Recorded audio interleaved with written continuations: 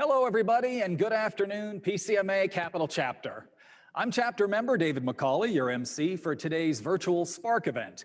We are live from Studio 801 at the Walter E. Washington Convention Center and look forward to broadcasting a great event to you at home or wherever you are. Last year, the chapter revamped our annual Reboot program with a fresh new name, Spark, with the intent to spark conversation, spark inspiration, and spark excitement among our members. Spark is now a quarterly half-day program, giving us more opportunities to connect, more opportunities to inspire, and more opportunities to learn together.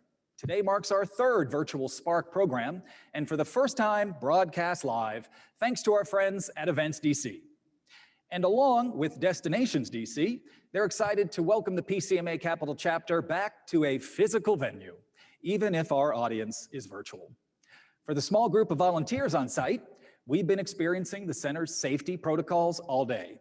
A thermal screening to enter the building, ensuring physical distancing, and of course, wearing our masks as appropriate. And be sure to notice some of the behind-the-scenes looks at other procedures being implemented throughout the day between sessions. But to start off the day, please welcome our friend Elliot Ferguson, President and CEO of Destination DC. Hi, I'm Elliot Ferguson, President and CEO of Destination DC, the Convention and Visitors Bureau here in Washington, DC. And on behalf of our industry and our mayor and city, we want to say welcome virtually to the nation's capital.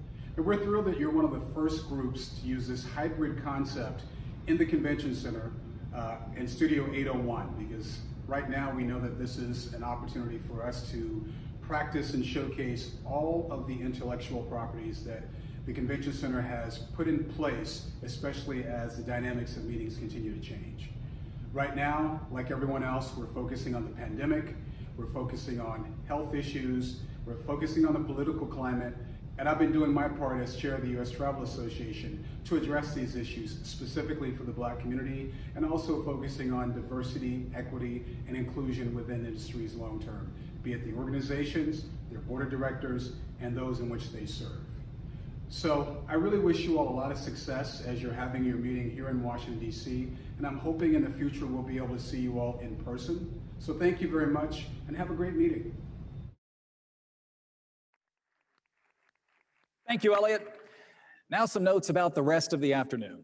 The focus of today's Spark program is diversity, equity, and inclusion, which the chapter has prioritized in our strategic plan approved by the board last year. We'll have 3 great sessions today.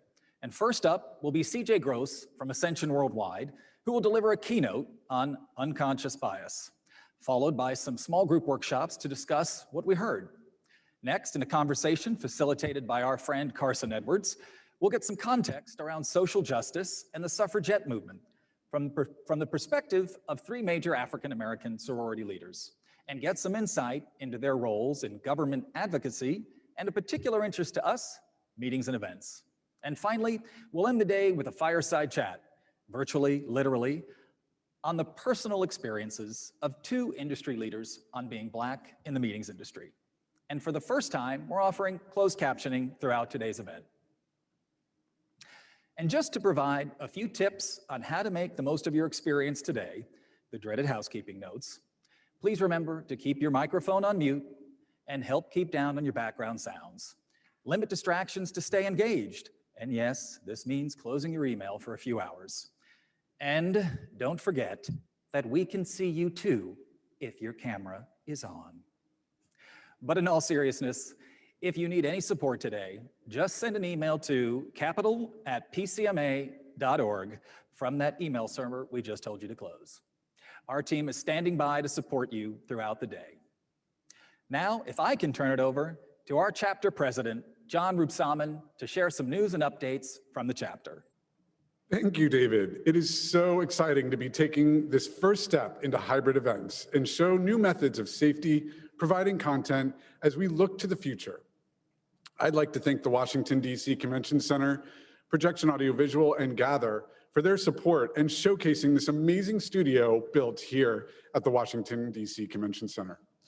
We look forward to showing you some of the behind the scenes and incredible safety measures that are in place to ensure the health of all involved in any production here. I also want to thank our sponsor, Tourism Vancouver, for their continued support of the chapter and by helping make today's amazing program possible. The Capital Chapter and our volunteers continue to remain agile as we navigate these uncertain times. I am humbled by the dedication to moving us forward. We will continue on the road to recovery and innovation as we approach 2021. I am excited for our future and proud of our accomplishments. Let's take a look at what's next and what's new before we wrap up 2020. Please save the date for upcoming Capital Chapter events, such as our Donate Blood during our Meetings Industry Blood Drive, to be held November 6th at the Madison Hotel. This blood drive will take place from 12 noon to 6 p.m. in the Potomac Room.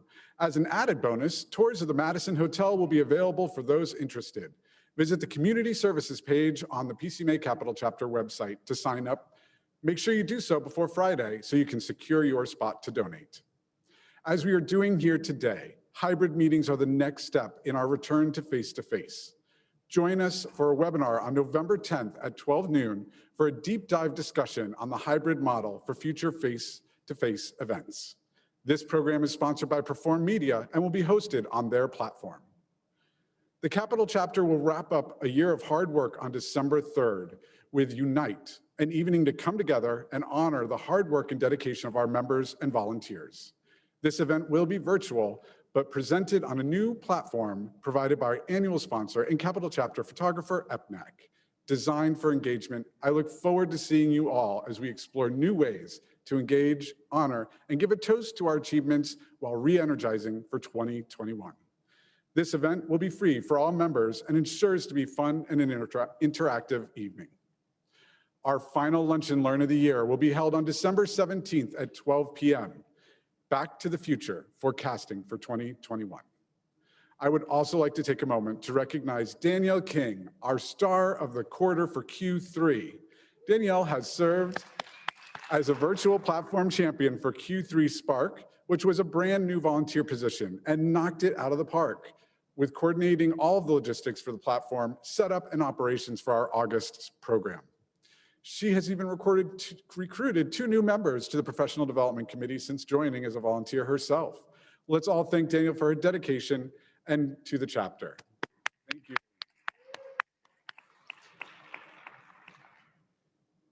She is actually behind the scenes here in the studio helping run the live stream, so she just continues to be active with us even past Q3 Spark. We'd also like to recognize our Thanks a Latte volunteers. These are volunteers who were nominated for the Star of the Quarter Award by their committee chairs. Thank you, Marilyn Shu-Zuil, Melinda Colon, Amy Pentagrew, and Trudy Singh for your service and impact to the chapter. It is engaged members like you that help create amazing member experiences we truly appreciate. Of course, we wouldn't be having this program without the tireless work of our volunteers, Spark Champions. Big kudos to the team for swiftly moving into virtual platform, adding this innovative hybrid format and refocusing the program to address timely industry topics, advancing our diversity, equity, and inclusion initiatives. Please help me and give a big round of virtual applause for the Spark event champions. As our industry recovers from the impacts of coronavirus, our chapter is here to support you.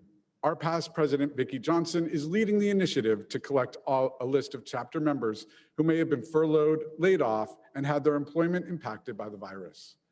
Vicki is keeping in touch with members who have been impacted to update contact information and provide resources for support to support one another. If you or someone you know has had their employment impacted or changed, please feel free to reach out to Vicki, whose contact information is on the screen. You can also reach out to the chapter directly to get connected and update your information electronically. Don't forget to support this event's community service today. We are working with Bright Beginnings to collect clothing, toiletries, and other items for homeless children in Washington, D.C. Make sure to check out the Amazon wish list on the Spark website or in your Know Before You Go click email to donate. Let's hear more about Bright Beginnings and the great work they are doing from Latrice Browning, Junior League representative on the board of Bright Beginnings. Latrice? Hello, my name is Latrice Browning, and I am the Bright Beginnings Committee Chair for the 2020-2021 league year. Bright Beginnings is an Anacostia-based nonprofit that provides educational, therapeutic, and family stabilization services to children under 5 experiencing homelessness for the best chance of success in school. The Junior League of Washington established Bright Beginnings after identifying a critical need for high-quality developmental child care for families experiencing homelessness in the District of Columbia. Bright Beginnings is a nationally accredited 501c3 nonprofit organization that provides safe, nurturing, developmental child care and family support services to infants, toddlers, and preschoolers and their families who live in homeless shelters or transitional housing. Each year, Bright Beginnings helps to prepare nearly 150 children for kindergarten, ready to read and ready to learn, while helping their families transition out of homelessness and achieve self-sufficiency. During the year, our committee hosts several small fundraisers. We conduct literacy nights quarterly, and we round the year with a 5K, our largest fundraiser, which raises money to continue to support Bright Beginnings and the services it provides. It is an honor and a privilege to serve as the committee chair, and I look forward to a successful year. We are looking forward to contributing to Bright Beginnings, and we want to thank them for the mission that they have, and thank you for supporting this important cause here in Washington, D.C. Again, go to the Community Services page for more details. Committees, I'd like to thank, in addition to all of our programming, we have been collaborating with our fellow industry chapters in the Mid-Atlantic region. Earlier this month, we announced the formation of Mid-Atlantic Champs, the Coalition of Hospitality and Meeting Professionals. This partnership of 6 local industry organizations is designed to be central resource for jobs and all of the recovery of the business events industry. You can find more information and all resources on the Mid-Atlantic Champs LinkedIn page. 2 of the chapter's new strategic goals in 2020 are ensuring diversity and inclusion, are permanently a part of the community and culture. In January, we launched a task force led by Rebecca Ramsey to define the mission and build the foundation and create resources for the chapter and our members. Today, Rebecca is here to tell us about the latest resources now available on our dedicated diversity and inclusion webpage that outline the best practices in creating inclusive and accessible environments. Thank you to the entire task force and your leadership in this initiative, Rebecca.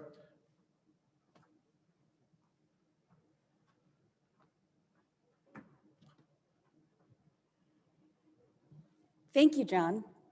Hello and good afternoon, PCMA Capital Chapter. I'm so proud of the work that the Diversity and Inclusion Task Force has completed so far. As many of you know, earlier this year, our mission statement and code of conduct was approved by the Board of Directors, and just recently, we completed best practices for event design, marketing, communications, mentorship, leadership, and safe Q&A space. We know that our chapter volunteers will use these best practices to improve our inclusivity, but we also welcome members to use them as a resource for their own organizations. Our goal this year was to build the foundation to help make everyone feel welcome, respected, and valued within the chapter, a safe space for business event strategists to learn, network, and lead. It is more important than ever that we work to give everyone a seat at the table and value all for their contributions to our industry. We recognize that unconscious bias and systemic racism affects minorities within our community. The work of the Diversity and Inclusion Task Force is an important tool to take deliberate actions that counteract racism and discrimination in all its forms. Please reach out to me if you have any questions or feedback about our work. You can email me at rebecca.ramsey@eventeq.com. And last but not least, I want to give a very huge thank you to all of our task force members who did all of the incredible hard work that we've done so far this year. Thank you.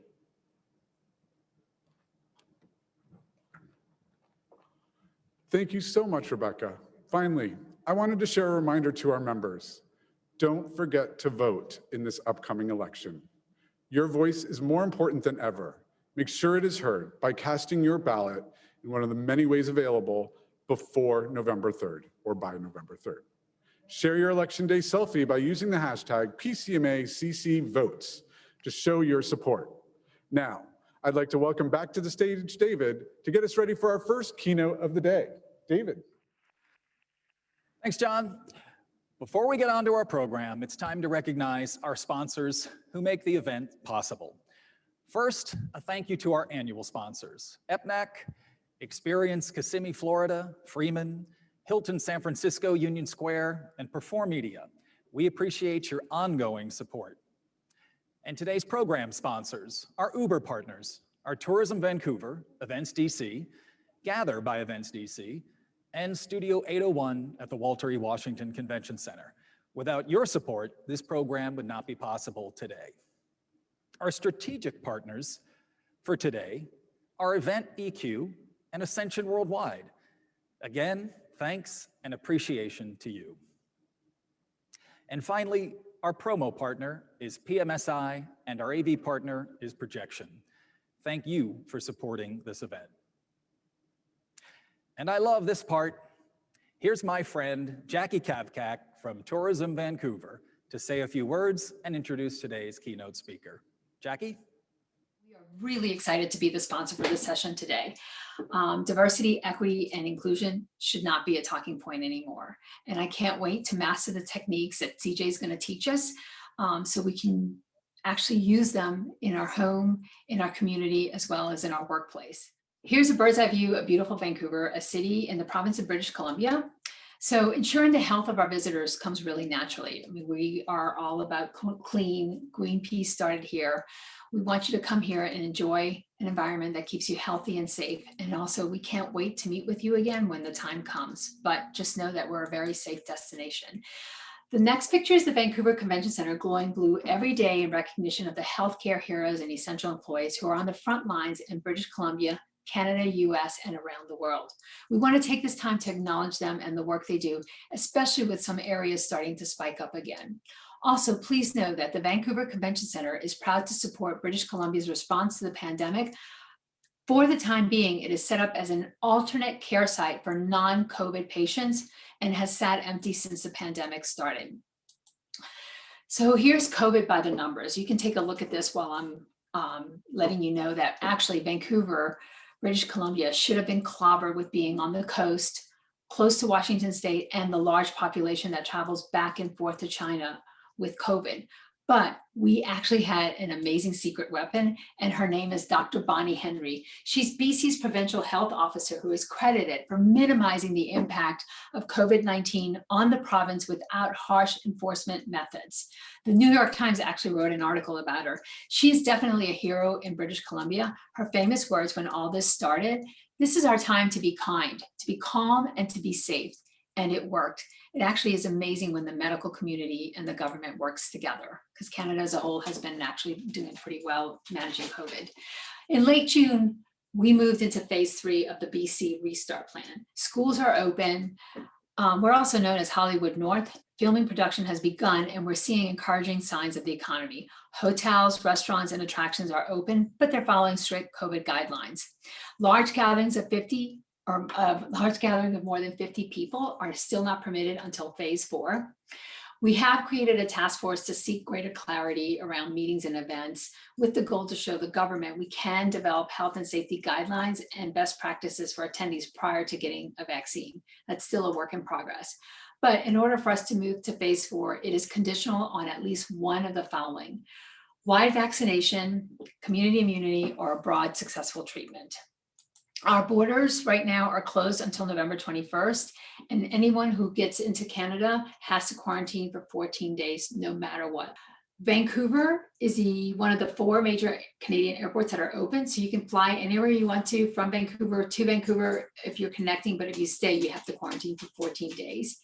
So with the borders being closed, our focus is going to be twofold right now. to bring locals to our downtown core until the borders open up and stay top of mind to you, our customers. So when things do open back up, it's a safe time for you to come back and see our city.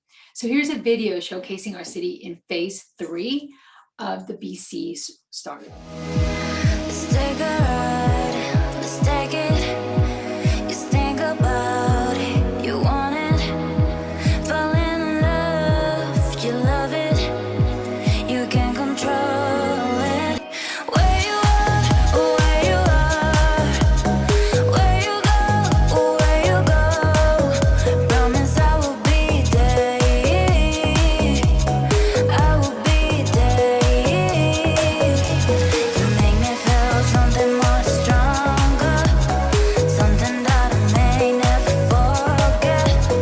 I just want this to be longer, longer, yeah, longer. Where you are, where you are. Where you go, where you go. Promise I will be there. I will be there. Thank you for your time. Great meetings are in our nature. So when the time is right, we can't wait to welcome you back because your meetings inspire ideas, amplify voices, and changes our world. I'm so excited to introduce our keynote speaker. And as a sponsor, we want you to save the date. Remember, November 12th, so we can continue the conversations of what we will learn today. So without further ado, Christopher C.J. Gross is an international organizational development consultant specializing in diversity and inclusion with 18 years of experience working with Fortune 500 companies. I also heard he worked for Society of Human Resource Management, so that's pretty cool. Local and national nonprofits and government agencies. CJ utilizes his background in engineering. Oh God, I married an engineer. Oh, that's good to know. And his unique ability to deeply engage with his clients to uncover and resolve cultural as well as system issues that hinder employee performance and efficiency. He also serves as a business management adjunct faculty for the Community College of Baltimore County. Everyone, let's welcome CJ. CJ, I can't wait. Thank you. Well, thank you so much for having me, PCMA National Chapter. And also thank you to Jackie for that wonderful invitation or that introduction. And Jackie, you're in good hands. As long as you have an engineer in the house, you won't have to worry about anything being broken. Now, the problem is you may have to worry about him innovating while you're gone to work, right? Like creating new things like, central vacuuming or something like that. So anyway, so I'm really excited to talk about this topic because it is one that is so important in our culture today across the United States and beyond. So as we think about the title of this whole event today, diversity, equity, inclusion, as we think about how we approach this conversation, the conversation always leads to unconscious bias, right? And many people want to know, what is unconscious bias? Can you get rid of it? Can you sell it? Can you mitigate it? So before we get into unconscious bias, we're going to take a look at a video. And in this video, I want you to, I see all the videos, the people that are showing their faces. I'm going to wave to you, you wave back to me, so we get some engagement going on. All right, woohoo. All right, and I want you to put your hands to this side and go like this. Okay, all right. So I just want to make sure you were there, right? So I'm going to show you a video. And in this video, I want you to write down on a piece of paper in your house, wherever you're sitting, and I want you to type into the chat box what comes up for you when you see this video, right? What stories come up, what thoughts, what ideas. Okay, so I'm gonna show the video and I want you to type into the chat box what comes up for you.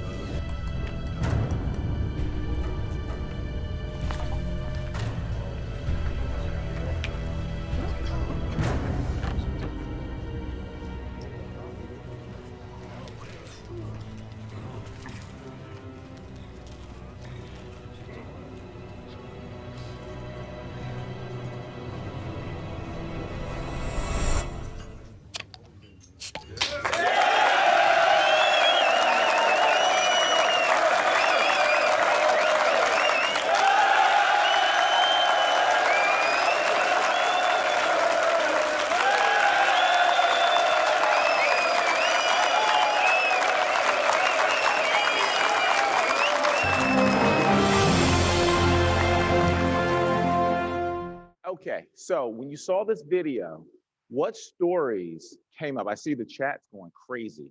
So what videos came, what thoughts, what stories, what ideas came up? Uncomfortable, Someone said uncomfortable, awkward. awkward. I would sit right down. Someone else said they would sit right down, no problems. What else? No diversity. No diversity. Who leaves in the middle of a movie? Who was in the middle of the movie? Support. Support. Okay, interesting. Intimidated. All right, interesting. Let those thoughts keep coming through the chat. But when I show this in a live room, we're doing training. Here's what some people have said. Some people initially would say, I see bikers when there's no motorcycles in the video, right? Some people will say they see white supremacists, right? There's no labels as you watch the video in terms of that.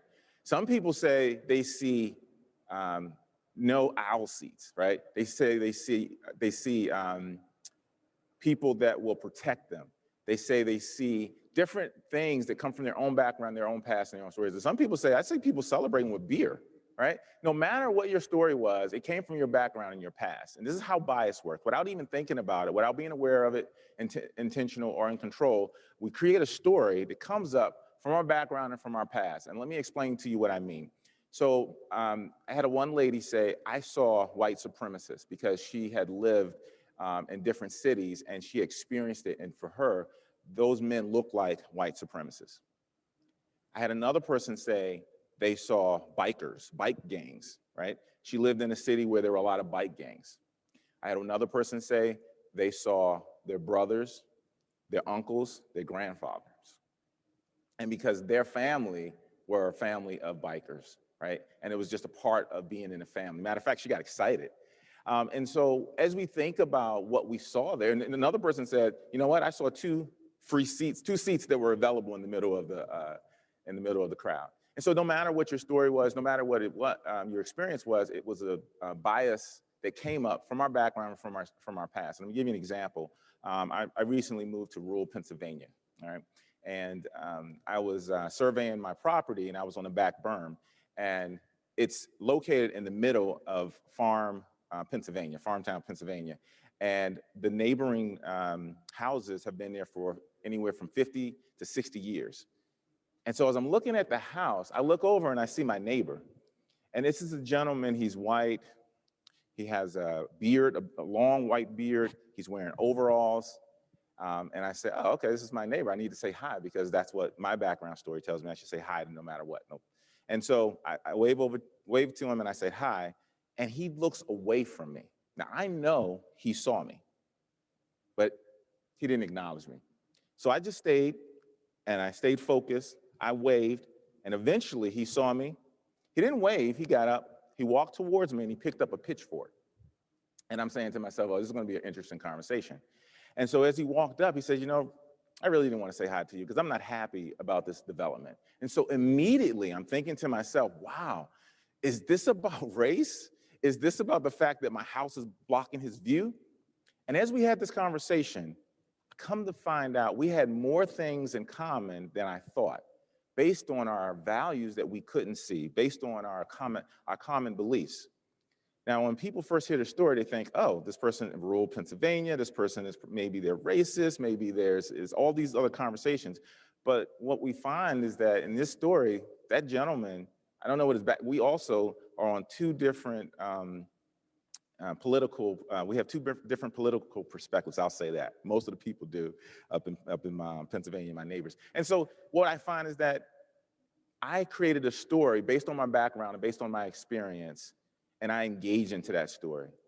But later on, I found out that the reason why he had the pitchfork was because he was moving the hay from off my yard back into the farm, and he was also cutting my grass. So the story was totally different than the story that I made up. This is how unconscious bias is so sneaky and creeps into our day-to-day events and actions and activities. So through this session, we're gonna talk about what are our stories, how does unconscious bias show up, what is the brain science behind it, and how do we mitigate those stories? But first, let's talk about a couple of definitions. So for some people, this is the beginning of your journey. For some people, this is the continuation of your journey. So just to level set, I'm going to give you a couple of definitions before we talk about bias. The first definition is diversity. What is diversity? It means that we have different identities, individual identities or group identities that we can see and that we cannot see. Some of the ones that we can see is skin color, hair texture, height, weight, if a person is professional or not. Some of the things that we can't see: education, race, age, sexual orientation. And so even thought. You ever connected with someone and you think this person thinks really different than me? So this is how we're different, right? So when we say diversity, we're talking about things that we can see and we cannot see. And so the next definition is inclusion. So when we talk about inclusion, we're talking about inviting people into our organization, respecting them for their talents, their beliefs, their differences, also supporting them, whether it's through mentorship, coaching, providing training, and valuing their differences. But most importantly, an inclusive environment at its highest level has an invitation to make decisions and processes, products, where the organization is heading based on their own background, their own lens, and their own experiences, which could be different than other people. So when we say inclusion, we're talking about an environment that includes being invited, and sometimes just being invited to lunch, right? Just being invited to a conversation. And the next evolution of diversity and inclusion is belonging. So this is a bonus for you, right? So belonging is a sense of how you feel as an individual. Do you feel accepted? Do you feel like you're a part of something? Do you feel like you're understood? And ultimately, do you feel like you're able to be yourself? So employers have this thing now where they say, bring your whole self to work, and I have air quotes here. And the reason why this is important is because someone said, I did a conference 2 weeks ago, and someone said, well, when companies say bring your whole self to work, what do they really mean? And what they really mean is your ability to be yourself and to add to the organization in your unique way. And this is important. And so when you think about diversity, you think about inclusion, this is the next realm of the conversation. Now, you can have diversity without inclusion, and you can have inclusion without belonging. So I can be different in your organization, but I'm not included. I can be included, I can be different, my background, and I can be included to make a decision, but if I don't feel a sense of belonging, I won't make an authentic decision. I'll think twice, or I'll think groupthink, what does everyone else want me to say or do? So it's very important to understand those concepts there. Now, let's get into bias. What is it? How does it work? And how do we mitigate it, right? So for the purposes of this session today, the definition of bias is the function of the brain that allows humans to decide quickly, primarily for protection against physical or emotional harm or discomfort. Physical, emotional harm or discomfort. So I want you to pull out your pen. I want you to pull out your pen. For those who I can see, put your pen up, because I'm gonna give you some information this is gonna set the stage for the rest of the conversation. So when we say bias, there's a couple of things you need to know about bias. Bias is not something that you can get rid of. Every single person on this call, in this conference, has bias. If you're breathing, you're alive, you have bias. If you're not breathing, you should get off the call and do something else right now. You've got a problem, right? So if you're alive right now, you have bias, you cannot get rid of it. And it is not a good thing, and it is not a bad thing. It is the way the brain creates shortcuts, primarily for protection against emotional or physical discomfort. And so what does that mean? The brain does not know the difference between physical harm or pain or emotional harm or pain and discomfort, right? The other thing I want to share is that when you have bias, most of the time you're not aware of it. When it's engaged, you're not aware of it. It's not intentional, you're not in control of it, and most of the time you're not aware of it. And so what does that mean, and how does that show up?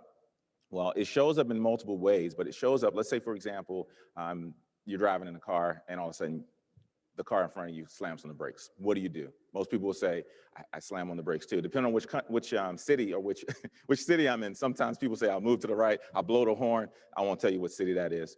But the point is that you have that impulse that says danger, and all of a sudden your foot goes to the brake.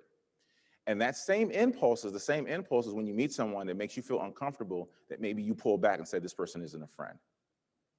And so when we think about how that kind of shows up in the workplace, the best way to describe that is this picture right here. Now, this is this information comes from a book called Thinking Fast and Thinking Slow by Daniel Kahneman, where he says we have two systems in the brain. We have system one, which is the fast brain, or we call the automatic brain. We have system two, which is the slow brain or the deliberate brain. System one is the part of the brain that you cannot control. It's where your biases live. It's where your knee-jerk reactions happen. It's when you get that impulse and you slam on the brake for safety, but also it's where we have that impulse that we make exclusionary behavior. So we're looking at resumes and all of a sudden we see a name that looks unfamiliar to us. Or maybe we see a zip code or postal code that looks unfamiliar to us. I had one organization that was hiring people based on their zip code. And if you lived in a certain zip code, they wouldn't hire you. And it wasn't fully because economics, it was because they lived too far, right? So these thoughts are maintained in our fast brain or our automatic brain. Now the goal here is to be aware that if we're in the automatic brain, we want to be able to move to the part of the brain that we can control, which is the deliberate brain. Now the deliberate brain is where we make thoughtful decisions. We do calculations. It's a little bit slower processing the information.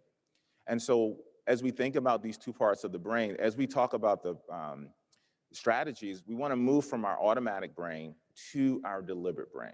The other thing you need to know, two things here. As you learn something for the very first time, it comes through the deliberate brain, right? So you're trying to learn, like me, I'm trying to learn Spanish. I always tell un poquito español is my favorite line because I don't really speak a lot of Spanish. But as I'm learning, my brain takes it in, and as I gain information, it moves it to your fast brain. And without moving it to your fast brain, I don't know if you've ever seen the movie 50 First Dates with Drew Barrymore and Adam Sandler. She had to remember everything over and over again every single day. So if you didn't have bias, you'd go to work and you wouldn't be able to do your job because you wouldn't have all of that organizational knowledge, right? So bias can really help you not only keep your job, but also help you from putting yourself in danger. But it's also the place where we have the most opportunities to create bias against other people based on what we see or what we think about them. Okay, now you're more likely to be in your automatic brain or your fast brain. I want you to write this down.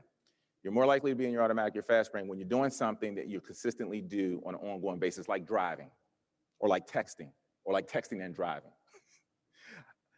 eating food, choosing which restaurant you're gonna go to, exercising or not exercising, choosing who's gonna be the next project lead in the workplace, what vendor you're gonna use, who you're gonna hire, right? So all of these things happen without even thinking about it in an instant. So when we're doing something on an ongoing basis, when we're in a fast-paced environment, that means that you're juggling multiple priorities and you don't have a lot of time. And I know if you got kids and all, everything that's going on, that's probably most of the time. And if you don't have enough glucose, that means maybe you didn't eat this morning and you're now having to make a decision on who you're gonna hire, or you're meeting someone for the first time, you're more likely gonna be in your automatic brain, okay? Now, I want you to start thinking about some of the things that you might do in your automatic brain on a day-to-day basis as it pertains to your work, all right? But before we go there, let's take it to an example that most of us have experienced pre-COVID. Remember pre-COVID? We used to get on an airplane and you could fly anywhere you wanted without getting the temperature check, find out where you're gonna stay for the next 14 days. So imagine you're pre-COVID, this is pre-COVID, and you get on an airplane, and this is Southwest. And if you're not familiar with Southwest, you don't have a seat designation. I know, boo, yeah. So you are C48, which means that you're gonna be one of the last people to get on an airplane. And instead of these empty seats here, what you see is people. And half of these seats are filled. And there are all types of people, different backgrounds, different races, different sizes, kids, young people, older people, male, female. So as you walk through this aisle, I want you to type into the chat box now, as fast as you can, Twitter fingers, as fast as you can, what are the first biases that come up for you that you're gonna use to decide who you're gonna sit next to? I see someone smiling there, so I know it's okay. Tell me whatever you got, I've heard it before. Don't think about it, type. First thing, okay, I see the chat's going crazy. Kids, someone says, okay, what's wrong with kids? You don't like kids? It's toddlers.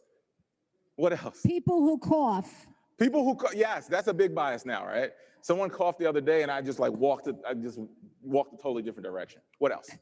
Old people who cough. Size. I'm not gonna say anything. Okay, keep it coming. Older people that cough. I'm getting older, so I say seasoned people that cough. Size Is of the exit person. row open? Is the exit row open? What else? Give me 2 or 3 more. No crying. Say that again. No crying. So I'm assuming kids. I'm assuming we're talking about kids if you have an adult crying, right? Someone that looks like they smell okay. You know, I've never understood that. How can you tell how someone smells by just looking at them, right? But anyway, go ahead. Give me one more. Don't sit next to kids. That's a Don't sit there's next a to kids, lot. right? So here are the top 3. Survey says number 1 is kids. People have biases against kids when they're flying. And you know who has the most bias against kids when they're flying? People that have kids. Number two is size. People don't want to sit next to people that are either going to sleep, well, that's another thing, fall asleep on them, or they're going to feel uncomfortable by sitting next to them, and you get that whole moisture barrier when you walk. Okay, so you don't want to, that's uncomfortable. So bias kicks in and say, I don't want to do that, right? And so last but not least is someone that either looks talkative or not talkative. So people that don't want to talk to someone when they get on an airplane, they look for someone, and the people are going like this, you can sit here. They're like, no, I'm okay, right? Or someone that has a scowl on their face. They don't look happy. Some people don't want to sit next to them because they want to talk. But these are all stories and experiences that we have from our background, from past, from flying, that we use to mitigate bias, which again is there to keep us safe, physically or emotionally. So most of the time, no one's going to harass you physically on an airplane. That has happened before. But the biggest deal is I don't want to feel uncomfortable sitting next to someone that wants to talk, or sitting next to someone that doesn't want to talk, or sitting next to someone that is a child, as a child. And so we create these stories without being aware of it, without intention, without control. And there's a book called Blink by Malcolm Gladwell, and he says that within seconds, the brain creates a story primarily to keep us safe, physically and emotionally, right? So start thinking about the stories we start telling ourselves as we're hiring employees, as we're working with vendors, as we're working with other coworkers. Anything that we do in a given day, our brain starts to create these stories based on our biases or background in our past. So now I want you to start thinking about, in your workday, what are some of the things that you experience, and how often do you operate in your fast brain? I want you to be honest. This is anonymous, so we don't know so I want you to be anonymous. There's a survey that you should be seeing right now, and you're going to be at a roughly 25%, 50%, 70%, 75, and 100%. So I want you to look at the survey and be honest. How often do you think you're in your automatic brain? You're going to be in your automatic brain when you're rushing, when you're doing a task that you've done before, when you have multiple priorities, and when you maybe have not had enough sleep, or you didn't have anything to eat, so your glucose is low.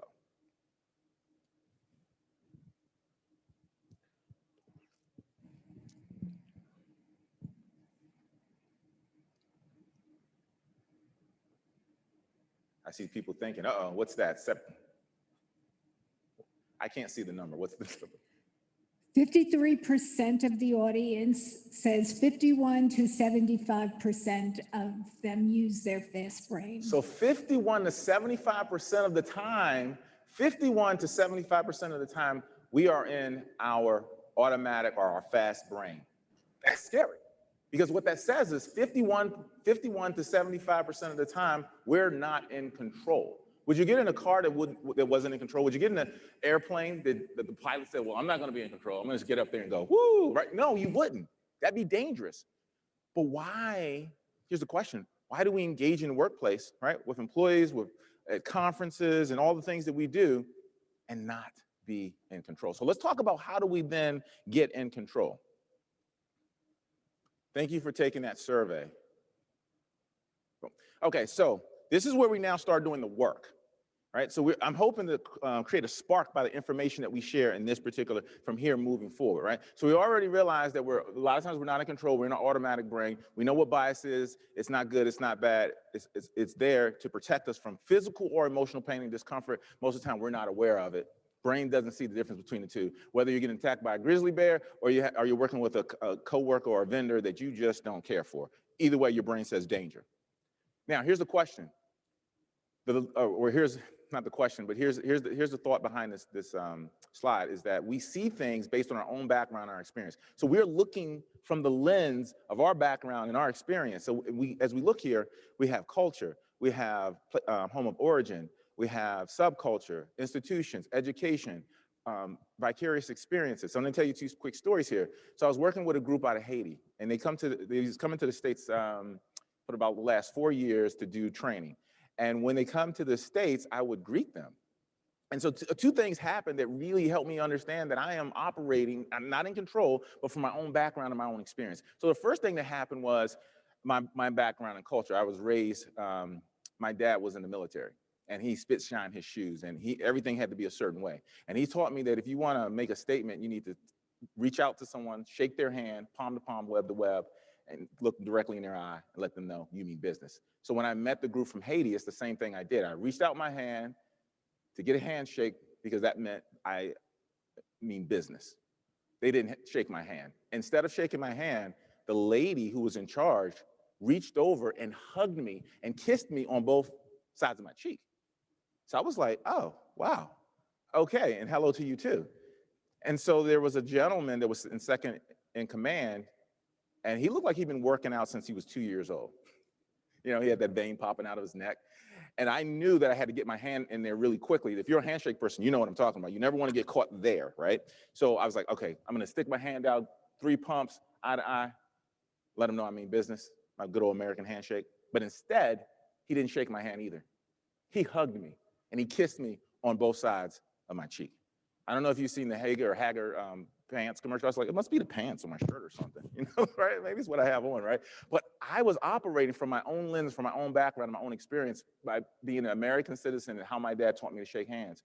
However, Haiti was colonized by the French, and in many countries, they don't just shake hands, they kiss. And depending on what country you're from, maybe they kiss on one side of the cheek, 2, I think 4 is the tops, they bow. So there's all these types of introductions, but I only had one introduction because of my own background, my past.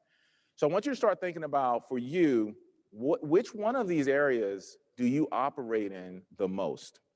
And you're gonna put that into the chat here. You're gonna put that into the chat. So what part of your background influences you to connect with others the most? I'm gonna give you another example. I need actually 2 examples. I'm, again, working with a group from Haiti. I'm taking them to the Air and Space Museum, you know, background engineer. I'm thinking everyone wants to go see the Air and Space Museum, my own story. When I do this, that means my story. So I'm taking them, I'm in Washington, D.C., and I'm telling them they have to hurry up and walk across the street because the lights change quickly. And I'm walking, I turn around and they're not there. And I'm like, what's going on? I look back, I run across the street, and I'm upset. I'm in my automatic brain. And I said, and they're sitting looking at the ice skating rink.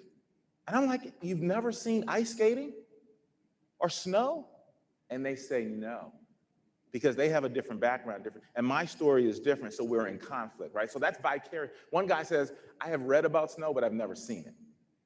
So just because there are experiences that we've had doesn't mean that everyone else has had those. So what's coming through the chat? Family, military, Military is good. past experience. Someone said handshake first, by the end of first interaction, hug. Oh, they have a process. A lot of family, my faith, spirituality, Good, good. family, cultural experiences. Family and cultural experiences. Good. This is important for how we start to look at how our unconscious biases affecting how we engage with one another.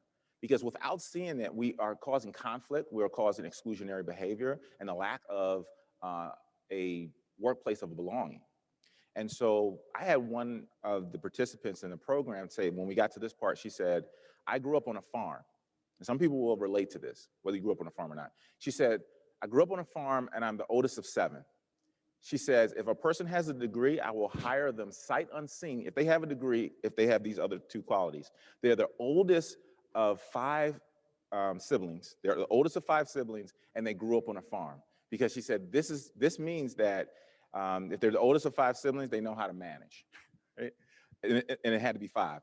And if they grew up on a farm, they were probably working since the age of 6 and getting up at 4 o'clock in the morning to milk the cows and all those things. And I said, well, how's that been working out for you? She says, it's been working out great. The last five people that I hired were awesome. And then I looked to the audience and I said, is that still a bias, although it's true in her experience? And I waited and everyone said yes. So it's still a bias, even if it happens and it's true, it's still a bias. But she was using her background and her experience to form how she was going to hire people, and for her it was working. So you can imagine everyone that works there came from growing up on a farm and had a large family. So you can know the place was really live. So I want you to write down some of those experiences and start to think about how can we navigate these conversations.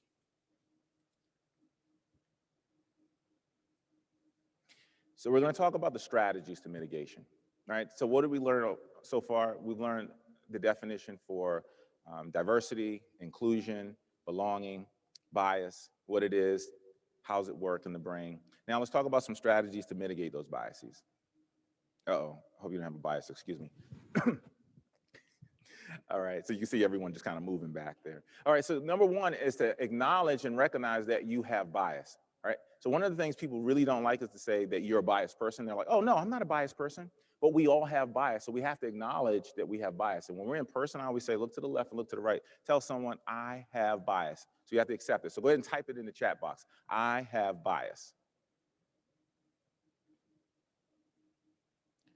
This is important if you're a people leader, because without acknowledging that, it creates a blind spot. So if I'm assuming that I'm okay over here, then I'm excluding something over here or missing something over here. And it's the same way any of the areas that you are engaged in. So number 2 is to press the pause button. So when you're engaged in activities where you're most likely to have biases, so think about that percentage, anywhere from 51 to 75%, and I've heard it as high as 99%. One person said 102%. I was like, how do you get over 102? And so pressing pause means a couple of things. Pressing pause and stop. Instead of engaging, count to 3 before you make a decision and before you say something, especially when you have people that you're uncomfortable with, a different culture, different background, different experiences. 1, 2, 3. And what you do is you disrupt that story that's happening in your brain and then ask a question. Then you can extend the story in your brain. The other thing is taking 3 deep breaths. 1, 2, 3. That allows more oxygen to your brain to create a different story, to be more creative, and get out of the part of our brain where we're not in control until we get to the place where we actually can take control. Number 3, explore awkwardness and discomfort. Now, this is where you really start to do the work. I want you to think about your background and your experience, things that make you feel uncomfortable, things that maybe it's a coworker, maybe it's working with people from a different ethnic community, people that speak a different language. Maybe it's putting yourself in environments that make you feel uncomfortable. Maybe you're the only one of your kind. Maybe you're the only woman, the only person with an LGBTQ community background. Maybe you're the only one that speaks your language, right? This is very powerful because it can create transformation in multiple ways, and I'm going to share with you how. So I'm actually working with a group in North Vancouver, and they do public safety, that's all I'll say. And one of the ladies, she was a white lady, she said, you know, I have a bias against Black Lives Matter. And everyone was like, no one said anything. And so she said, well, let me tell you the story. She says, because Black Lives Matter, we're talking about defunding the police. And she's like, that was a problem for me. And she said what she did was, which was very uncomfortable, she started building relationships on social media with people that had Black Lives Matters on their website. And she started engaging in the conversation. She went to the website, she went to the rally, she started to build understanding and awareness. And because of that, very uncomfortable, think about it, she's a police officer and she's in the rally and she's not necessarily, policing she's just there. A couple of things happened. She learned more about what the cause was. She learned more about some of the challenges. She also realized and recognized that there were certain values that they just didn't agree on, but there were values that they did. And because of that, she leaned more into the discomfort, and she built relationships with certain community leaders to partner on initiatives and activities within the community to bring forth the Black Lives Matter initiatives even more. And I was like, wow, that's an awesome, awesome, awesome story. And so leaning into discomfort may mean to you, well, let me pause for a second. Could you type in the chat, what does it mean to you? What are some of the things that you can do in terms of leaning into discomfort? And maybe that's looking at the people you associate with from a personal level. Maybe it's how you build relationships. Maybe it's like me, going into environments and not really speaking Spanish and just stumbling and figuring things out. So in the chat box, what's coming up? Listening, asking questions, ask the hard questions, Yes, empathize with others, awesome. research, Awesome. getting out of comfort zone. Getting out of comfort zones. One of the things that I've done is most recently, I've done 2 dinner parties at my house, COVID appropriate, of course. Dinner parties at my house with people of different races and backgrounds on a personal level, and we just had a conversation about race. I'm going to tell you, there were some interesting conversations that came out. You know, I mean, we talked about everything from, you know, why do certain cultures like it cold in their house and others like it warm? Why do people do this? And we just had a really interesting conversation, and some uncomfortable things came up in terms of politics and other conversations, but it was very powerful, and people walked away with information. So I want to encourage you to really think about, when uncomfortable conversations come up, what can you do? And number 4 is social plus emotional intelligence. And I tell people all the time that you cannot do this work unless you increase, especially as a leader, until you increase emotional intelligence and social intelligence.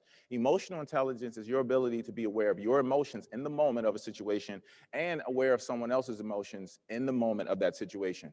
Social intelligence is your ability to navigate that relationship. So I'm gonna give you an example.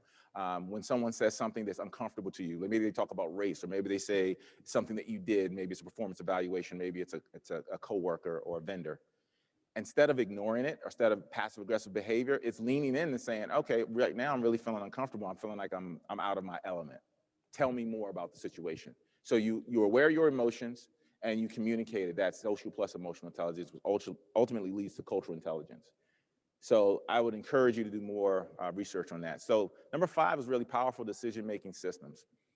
When you're making decisions in terms of who you're going to hire, maybe as a speaker, who you're going to hire as a vendor, who you're going to hire within your company's organizations, start looking at the systems that you use in order to hire.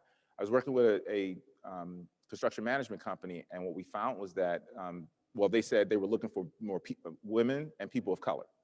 And so I said, well, where are you recruiting from? And all their recruits were coming from the top 3 engineering schools across the country. And they were like, well, this is where we're recruiting. I said, well, there's not a lot of people of color, minorities, or women. And they said, so what you're saying, we should double down? I'm like, no, you shouldn't double down. You should explore other opportunities. And it's a system within their company. And it wasn't really surprising when we found that 83% of their C-suite and leadership within the organization came from those 3 schools. However, that system was created for the last 50, 60 years. So a lot of times we're operating off of systems that are old, and we haven't updated them. And so think about how you make decisions, who you hire, how you set up your interviews, all these different components that allow us to be more inclusive in our workplaces. And number 6 is pay attention to our stories. So we've already talked about that.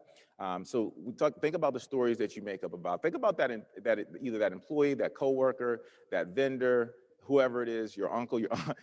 Immediately when you think about them, you're like, you don't get a good vibe. You know, there's a bad story. So whatever that story is, pay attention to that story. Pay attention to what's coming up. Write that story down. What is it about this person that makes me feel uncomfortable, right? Not what I don't like, but makes me feel uncomfortable.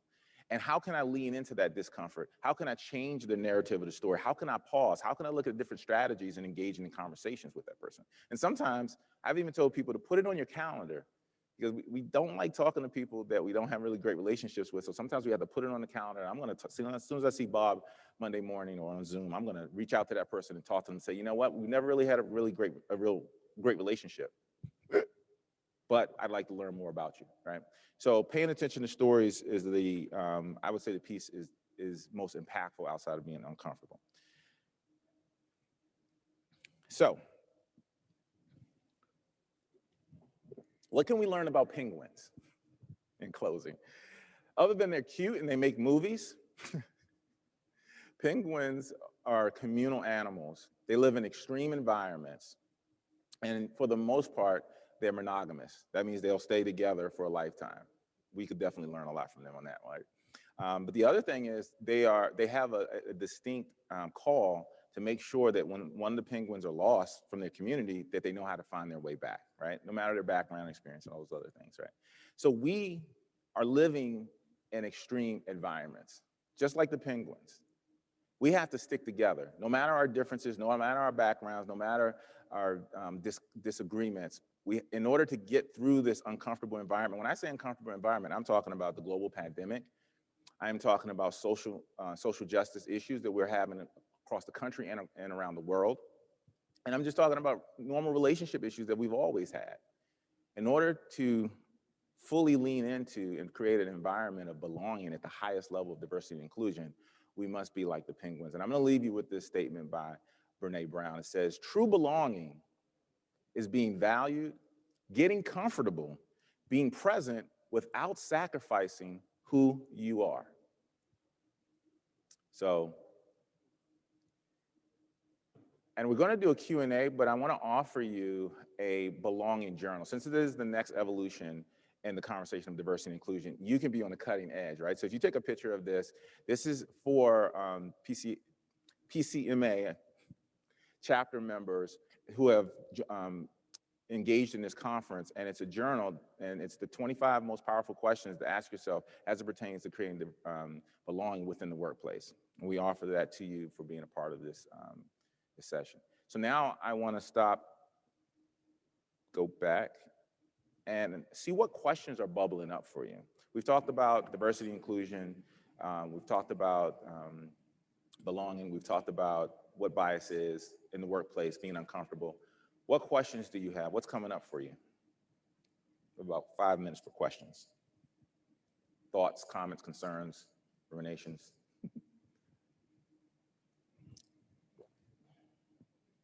What's for lunch, you say?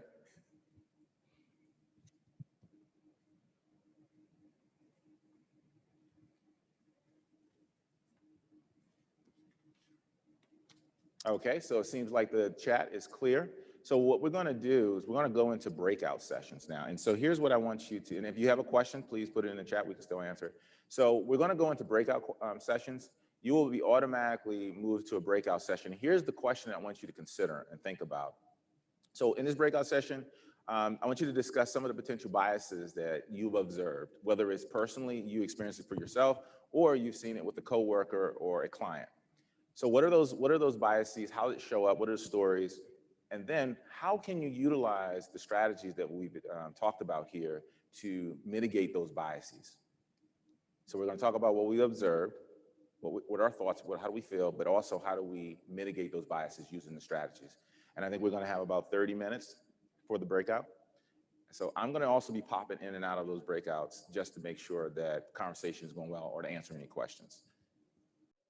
All right, welcome back, everyone. I see people still popping in to the session. Thank you so much for joining the breakout sessions and engaging. And sometimes these can be very difficult conversations to have. So I just want to say thank you for that. And as we close, I want to give you a kind of another spark. If we're truly going to bring inclusion, diversity, belonging, and equity, I added one to that, and it's really going to be not just a talking point, we have to lean into discomfort.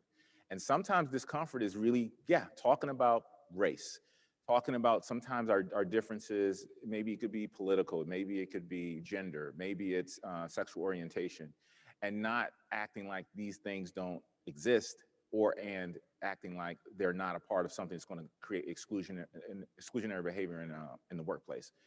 So that's really the goal today, is to use these strategies, and within the next, I would say, for the end of the week, really leaning into a conversation with someone that maybe you don't have the best relationship with, or maybe someone that makes you feel uncomfortable, or you don't know how to engage with them, to lean into that conversation and have a conversation, interview them, find out what's important to them. We had conversations talking about people of color's hair. We've talked about LGBTQ. We've talked about women. We've talked about all these different things. In some cases, it makes us feel uncomfortable. But if this work is going to stand and be a reality in the workplace, and we create a more inclusive and more belonging in the workplace, we have to have these uncomfortable conversations. So I want to say congratulations to those groups that we jumped into, that we had some uncomfortable conversations. And so as we close, again, you have the email address and everything for the Belonging Journal, which we are giving away as a gift and a thank you. So with that being said, who's up next? Thank you.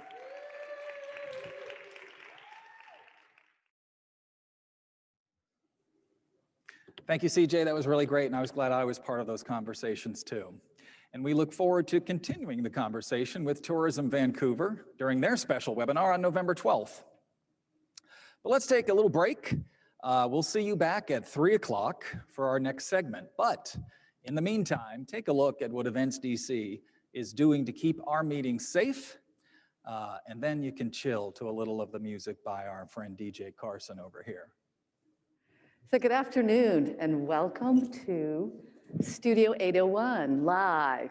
My name is Linda Erickson. I'm Vice President of Sales here at the building, and it's our pleasure to welcome you in to our new pristine products that we have found the solution, virtual and hybrid meetings for the convention industry. And with that, I have with me today Nicole Green. Nicole is an account executive with Projection, the heart and soul behind this 801 studio. But Nicole, she's going to say a little bit about the whole safety protocol today.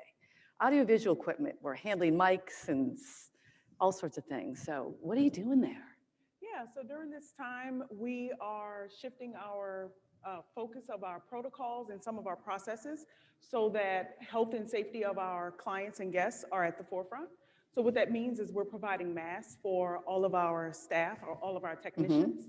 We are limiting sharing of microphones as much as possible. So each person here has a dedicated lavalier.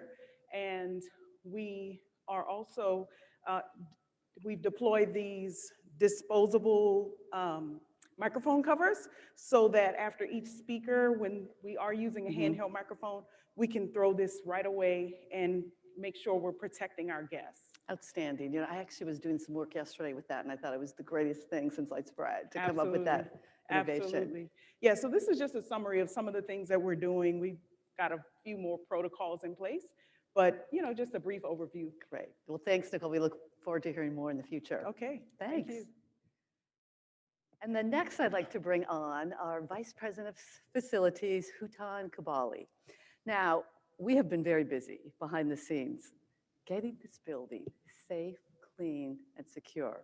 And Hutan, tell me about, there's so much to share, but if you give me a couple of highlights to let everyone know today. Absolutely, Linda. So of course, we've done thermal imaging, thermal scanning, artificial intelligence, and a variety of other applications of technology in our facilities to ensure our guests and employees are safe at all times. Something else we've done that I'm really proud of is we've really embraced our partnership with our exclusive environmental services partner here at Aramark Corporation. And we've outfitted our team here with an abundant supply of disinfectant, level N, certified by the EPA to kill viruses, with electrostatic sprayers as well. And we're really excited to deploy these throughout all of our meeting rooms, including throughout move-ins and move-outs and session changes, to ensure that not only the room is sterile before guests and attendees enter, but post and throughout transitions as well. So if you have a moment, what I'd like to do is bring in one of our colleagues. We could take a step back, throw on our mask. I think the keyboard is disinfectant today, isn't it? Absolutely. Disinfect this table here for everyone to see how quick and painless it is. This is live, the real deal, huh? A great aerosol spray gets into every nook and cranny, safe and effective on fabrics, hard surfaces, tables. So as that well as disinfectant is no electronics. issue for breathing that or anything of that? No, ma'am, it's not. Again, everything we use here is certified by the EPA and authorized to kill viruses. So really Okay. excited about that partnership and deploying it for all the guests to come. It's so funny, Hutan, you know, all these things that you've been sharing that we've been doing, I actually feel safer here in this building than I do in my home, Tell me about given it. what we've been doing. With the Yeah, supplies we have, there's no doubt about it. yeah. Great, thanks so much. Thanks a lot. All right. Welcome back to Spark, and hope you had a chance to take a little break. Here at Studio 801, the team has been working hard to keep things clean and safe, and more sneak peeks to come, so stay tuned to see more protocols in action. And a big thanks to DJ Carson over here, who's not only our DJ today, but also will host our sorority leaders panel with Alpha Kappa Alpha, Delta Sigma Theta, and Sigma Gamma Rho. But before we go there, a brief message from PCMA President and CEO, Sheriff Karamat. Sheriff? David, thank you very much, and good day, everyone. I'm delighted to be with you. And by the way, the DC chapter knows how to have fun. The Capital chapter knows. I love that music. And Annette, you were tearing up the rug there. I saw you, so good on you. Listen, I absolutely miss all of you, and I wish we were all face to face. I wish I can give everyone a giant hug, but we will soon be together again in person, all of us. Today, this subject has never been more timely or more important. The fact that we are living in 2020, think of that, and we are still talking about equity, inclusion, and diversity. Now more than ever, though, this topic is important. Now more than ever, our industry and PCMA needs to lead. Many years ago, PCMA started an inclusion program.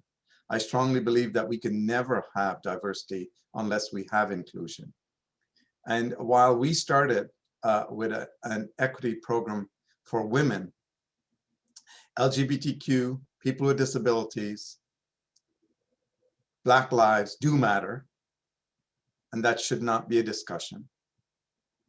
It should be what all in society aspire to. And yet in 2020, we find ourselves speaking about these subjects. The PCMA Board of Directors and the PCMA Foundation Board of Trustees, after the death of Mr. Floyd, formed yet another committee and task force with members at large to address this most important issue. And it's fitting that a Capital chapter is speaking about it today. I want you to know that this is not an issue that we take lightly, nor is this an issue that we will check a box on. This will be an ongoing fight for equity for all. Black lives do matter. They must matter. People are people.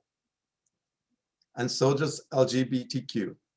So do people with disabilities. And so do women in our society.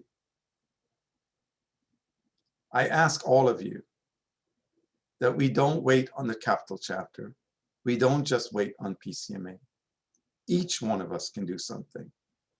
If something is not right, we should do something about it and say something about it. We should not be accepting of things that are not right in society. I know tomorrow is going to be a brighter day for all of us. And I'm delighted that the chapter is doing what it is doing today so that we can all have a brighter future. I thank you all very much. I wish you much success for the rest of the day. And a giant hug to all of you, and hope to see all of you in person very, very soon. Thank you, Sheriff. And Carson, just one more message before we get to you and our panel. A message from Uber partner, EventEQ. Now more than ever, we are using technology to transform the ways we come together to meet, collaborate, and share ideas. EventEQ, a proud member of the ETP family of brands, has been at the forefront of innovating with ETP Virtual Solutions, a scalable and customizable portfolio of virtual event options. In fact, we've supported nearly 450 virtual events in 2020, with over 300 of those events being 100% virtual, with remote presenters, AV support, and viewers. Virtual events are made easy with RemoteCast. Presenters are able to participate from different locations, and our AV technicians are able to control the event remotely while providing top-notch production value. Our broadcast studios take virtual events to the next level with AR, VR, and XR technology. Each studio offers a variety of packages and capabilities and are located in Columbia, Orlando, Las Vegas, Nashville, Seattle, Detroit, San Jose, and London. Yet another event solution we are proud to offer is our virtual event environment, Hive. With Hive, you'll have everything you need to present virtually with confidence. With branding, networking capabilities, sponsorship opportunities, multiple stages, an exhibit hall, and more, Hive helps you deliver engaging content and form a sense of community. We'd love to work with you using one or more of our virtual solutions to make your next virtual event a success. For more information, contact Rebecca Ramsey at rebecca.ramsey@eventeq.com. Good afternoon, PCMA Capital Chapter. Thank you, David, for those kind words, and thank you, Sheriff, for those inspirational words. Let's start. This year marks the 100th year of the 19th Amendment, which prohibited denying suffrage to anyone on the basis of gender, what was ratified and adopted in the United States Constitution. Black women were an active part of the women's suffrage movement, advocating that all women be enfranchised. Small pockets of Black women were able to exercise these rights. However, most Black women face barriers in exercising their freedoms. Members of the African American sororities played powerful roles in the women's suffragist movement. Today, we want to acknowledge your organizations and that their continual advancements of rights through all of your many initiatives and actions. Alpha Kappa Alpha Sorority Incorporated, Delta Sigma Theta Sorority Incorporated, and Sigma Gamma Rho Incorporated. And of course, we would be remiss if we did not acknowledge our guests that were unable to make it today, Zeta Phi Beta Sorority Incorporated. These African American sororities make up portions of the National Pan-Hellenic Council, a 9-member collaborative for African American Greek letter organizations that are often referred to as the Divine Nine. Each organization has become service-oriented, and each has advocated for the betterment in the African American community and throughout American history. So let's meet our panelists today. First, introducing the 30th International President of Alpha Kappa Alpha Sorority Incorporated, Dr. Glenda Baskins Glover, the President and CEO of Delta Sigma Theta Sorority Incorporated, Beverly E. Smith, and the 25th International President of Sigma Gamma Rho Incorporated, Rashida S. Liberty. So, we're going to allow these ladies to tell you a little bit about themselves and their organization. We will start with Dr. Glenda Baskins Glover and then proceed to Beverly E. Smith.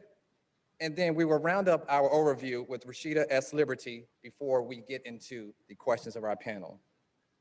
Dr. Glover, please proceed. Thank you. Thank you, Mr. Edwards. I am Glenda Glover. I serve as International President and CEO of Alpha Kappa Alpha Sorority. I also serve as President of Tennessee State University. So I want to give a shout out to any members of Alpha Kappa Alpha who may be present. Also, anybody who just may be from Tennessee State University or have family or friends or pay for anyone to attend Tennessee State. I give you a shout out also. I joined Alpha Kappa Alpha at Tennessee State University when I was a student. So this is a full circle moment for me to lead the sorority and the institution that gave me my start. This is an awesome blessing. Alpha Kappa Alpha is an international service organization. It was founded on the principle that is to be of service and to assist the community. And part of the significance of starting the organization was actually in the timing of the founding of our organization, 1908. The separate but equal doctrine had legally become the law of the land just a decade earlier. We were living in a segregated world, totally segregated, compounded by male dominance. So yet 9 young ladies thought it was important enough for college-educated women to create a network where they could serve the community and help others. They stressed education as the way out, the way up. So we got started during the time of political protest, demanding civil rights for African Americans. The violent hostility, waves of race riots led to the founding of NAACP the very next year. So there was this need for this Black sorority to serve, have a broad impact. So we participated in women's suffrage movement. This women's suffrage movement was key to both organizations, both Alpha Kappa Alpha and to Delta Sigma Theta, who will speak next. We're a part of this movement. We were in a movement, a march for women's right to vote. This didn't benefit Black women. We participated anyway, and others benefited. So it was not until decades later, Black women got the right to vote. So over the years, we continued to offer programs, initiatives that serve the community. The programs changed as the needs of the community changed. We promote education and our commitment to embrace education. We knew that education was a cornerstone program that propels and impacts the lives of others. This brings us to the importance of historically Black colleges and universities, HBCUs. Other institutions were not open to us then, especially to the African-American women. Majority of institutions did not embrace us. We had to attend our own colleges and universities. 1908, early 1900s. So it was women who were educated at HBCUs that started our sororities. So we raised money. So my big project now as president, we raised money for HBCUs. That's our signature project, to raise $1 million in one day for HBCUs, for Historical Black College University. We've done it for 3 years in a row to ensure that Black colleges survive. I am a little partial because I serve as president of HBCU, and so I understand the needs for endowment, to provide endowments to over 100 historical Black college universities for sustainability. Endowments represent sustainability. So we're committed to higher education, to historical Black colleges. We have several other service projects we'll talk about today, and social action initiatives and Get Out the Vote that allows us to better serve our community. That in a nutshell is how we got started where we are today. Thank you very much. Thank you, Dr. Glover. Beverly? As I take myself off mute, good afternoon. And thank you, Carson. And thanks to the PCMA Capital Chapter for the invitation today. We deal with meeting planners a lot. I was one many thousands of years ago, and so I understand your plight, but it's good to be with you today. In terms of background on Delta Sigma Theta Sorority, and it's an organization, matter of fact, this month is my 53rd year as a member of Delta Sigma Theta. But we were founded in 1913 and has a rich history of sisterhood, scholarship, service, and social action. And in terms a little bit about the sorority, we've initiated over 350,000 women and will charter our 1,058th chapter this Saturday. Delta Sigma Theta's first public act was to march in the Suffragette March in 1913. We're proud to be the African-American sorority that marched as an organization that day, and happy to say that we marched in the collegiate section and not at the back of the parade, as some myths say. As a matter of fact, we recently found an article from the Washington Times when founder Jimmy Bug Middleton gave an interview about the march that day. Since then, the strength of our beginning has gotten stronger. Delta Sigma Theta is an organization that focuses on sisterhood, service, scholarship, and social action. You can look at our founders and our history and kind of see the path that we took. Delta Sigma Theta has produced daughters like educator and presidential advisor Mary McLeod Bethune, civil rights activist and suffragette Mary Church Terrell, who was the one who convinced us to march in the march that day. Incomparable Shirley Chisholm, the first African-American, the first woman actually to run for president of the United States. Barbara Jordan, Senator Carol Moseley Braun, Dorothy Height. We've had 2 members in US cabinets, Patricia Roberts Harris on HUD and Alexis Herman in the Department of Labor. US Attorney General Loretta Lynch is a Delta. We have 7 members in Congress today. I know you've seen recently Mayor Keisha Lance Bottom and Sherilyn Ifill, the president of the NAACP Legal Defense Fund, as they were both mentioned as Glamour Women of the Year this year. We're very happy about that. We also have a focus on have a new program called Pride in Our Heritage, where we really try to take the heritage that we have as African American women and match it up to the heritage of this country to help people understand their history and have a pride in who they are as African Americans through that history. Natalie Cole, Roberta Flack, Shirley Caesar, Andra Day, icons like Nikki Giovanni, Ruby Dee, Cecily Tyson, and our own mother from Wakanda, Angela Bassett, who's a member of the organization. Journalist Soledad O'Brien and April Ryan and the incomparable Gwen Eiffel, Susan Taylor are all names that you know and see. Delta in the medical field has had the only African American Surgeon Generals, Jocelyn Elders, Andre Forbes Manley, and Regina Benjamin. All were U.S. Attorney Generals. We're proud of that heritage and are honored to say that we've had 12 Deltas who have graced U.S. postal stamps. The history of the organization and the history of these women who are on those stamps really speaks to what we're about and what we try to do in terms of becoming Deltas and stay with our legacy. I share this legacy today because I think it was a good way to explain our history in terms of the things we work for and the legacy we have and the things that we're trying to preserve. The focus of our programs today and the focus of our programs then have always been on social action and community service. Today, in today's environment, obviously, us along with the rest of the Divine Nine, as Carson mentioned, are very focused as advocates in the social action movement that we need to have today in the political scene. Thank you for the opportunity to share a little bit about who Delta Sigma Theta is.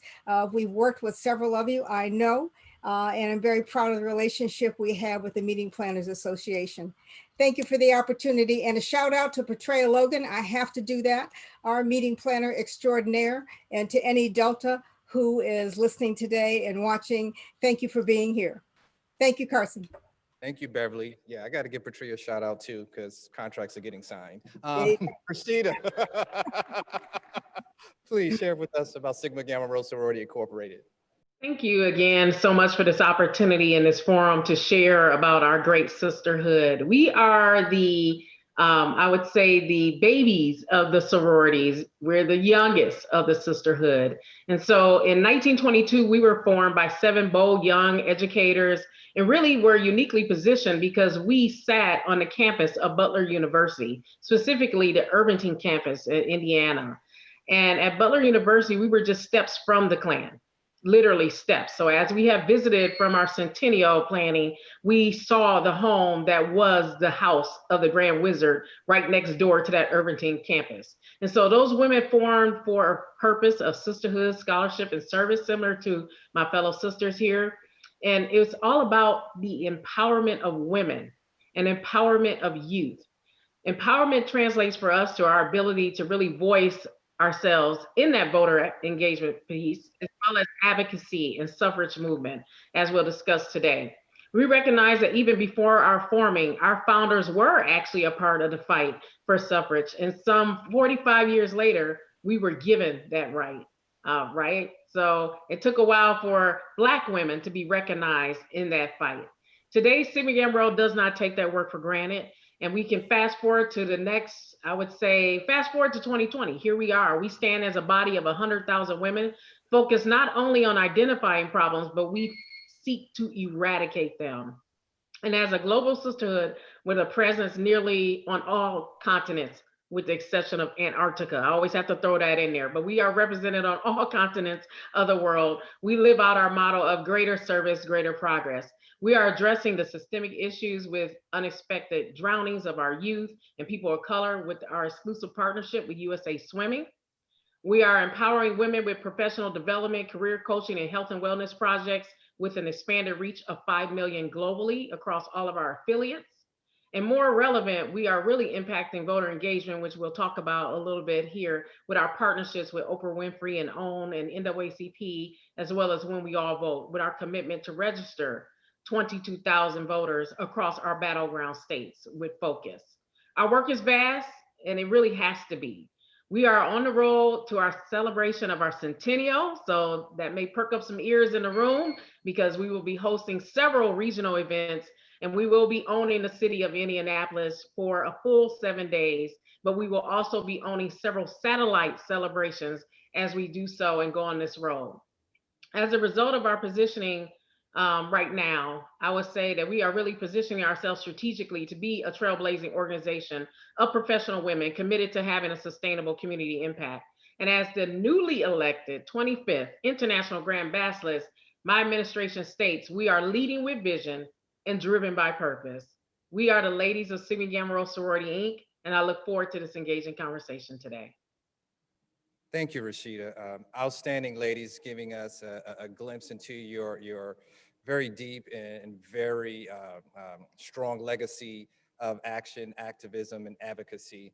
We're going to now enter into our panel questions, but I would be remiss if I didn't mention that 2 of these lovely sororities were founded at my alma mater, Howard University, here in Washington, D.C. I got to get that out there or I'll get dismissed on social media. Let's talk about advocacy. There is no bigger subject today than voting, voter rights, suppression of votes. And I'd love to hear from each and every one of you ladies, what are your organizations currently doing to protect voting rights and to bring people to the polls? How are you keeping your members engaged and energized around these issues? And I'd like to start with Rashida. Yeah, I would say Sigma Gamma Rho, and we have, I just want to say that we have been a united front. This group of women, I know our eyes are heavy and our voices are getting a little hoarse because I think across all of us, we've been on, I think I'm on number 14 as far as appearances, and we have several more to go, right, sisters, in this next week as we head towards Election Day. So we have been doing some great collaborative work together. So you will hear many things that are very similar. We're on a phone bank journey right now, right? We're in the get out to vote. We have shifted our purpose from registering voters. Like I said, we focused on, in Sigma Gamma Rho, the battleground states. And so we knew that there were 14 key states that we needed to register at least 22,000 voters in each state to make a substantial impact. Knowing that states like Wisconsin lost the election, or I won't say lost, but changed the direction of the election by 11,000 votes, when we had 83,000 qualified African-American voters in the city of Milwaukee that did not vote. So we wanted to change that trajectory, and we focused on the battleground states. We've been doing educational sessions. I know we're all virtually tired, but these education sessions have really been purposed and targeted towards our youth and that 18 to 25 group. And I know Dr. Glover has some great work that she's doing with her HBCU work in Tennessee State that I heard of that I'm sure she will share. But all of us have been in this education, really enforcing that it's more than just being registered. That's the first step. But we have to get you to the polls, prepare you for the polls, and we need to protect you at the polls. And so that's what Sigma Gamma Rho's focus has been. Thank you, Rashida. Dr. Glover? Thank you. First, I'll start with the HBCU initiative.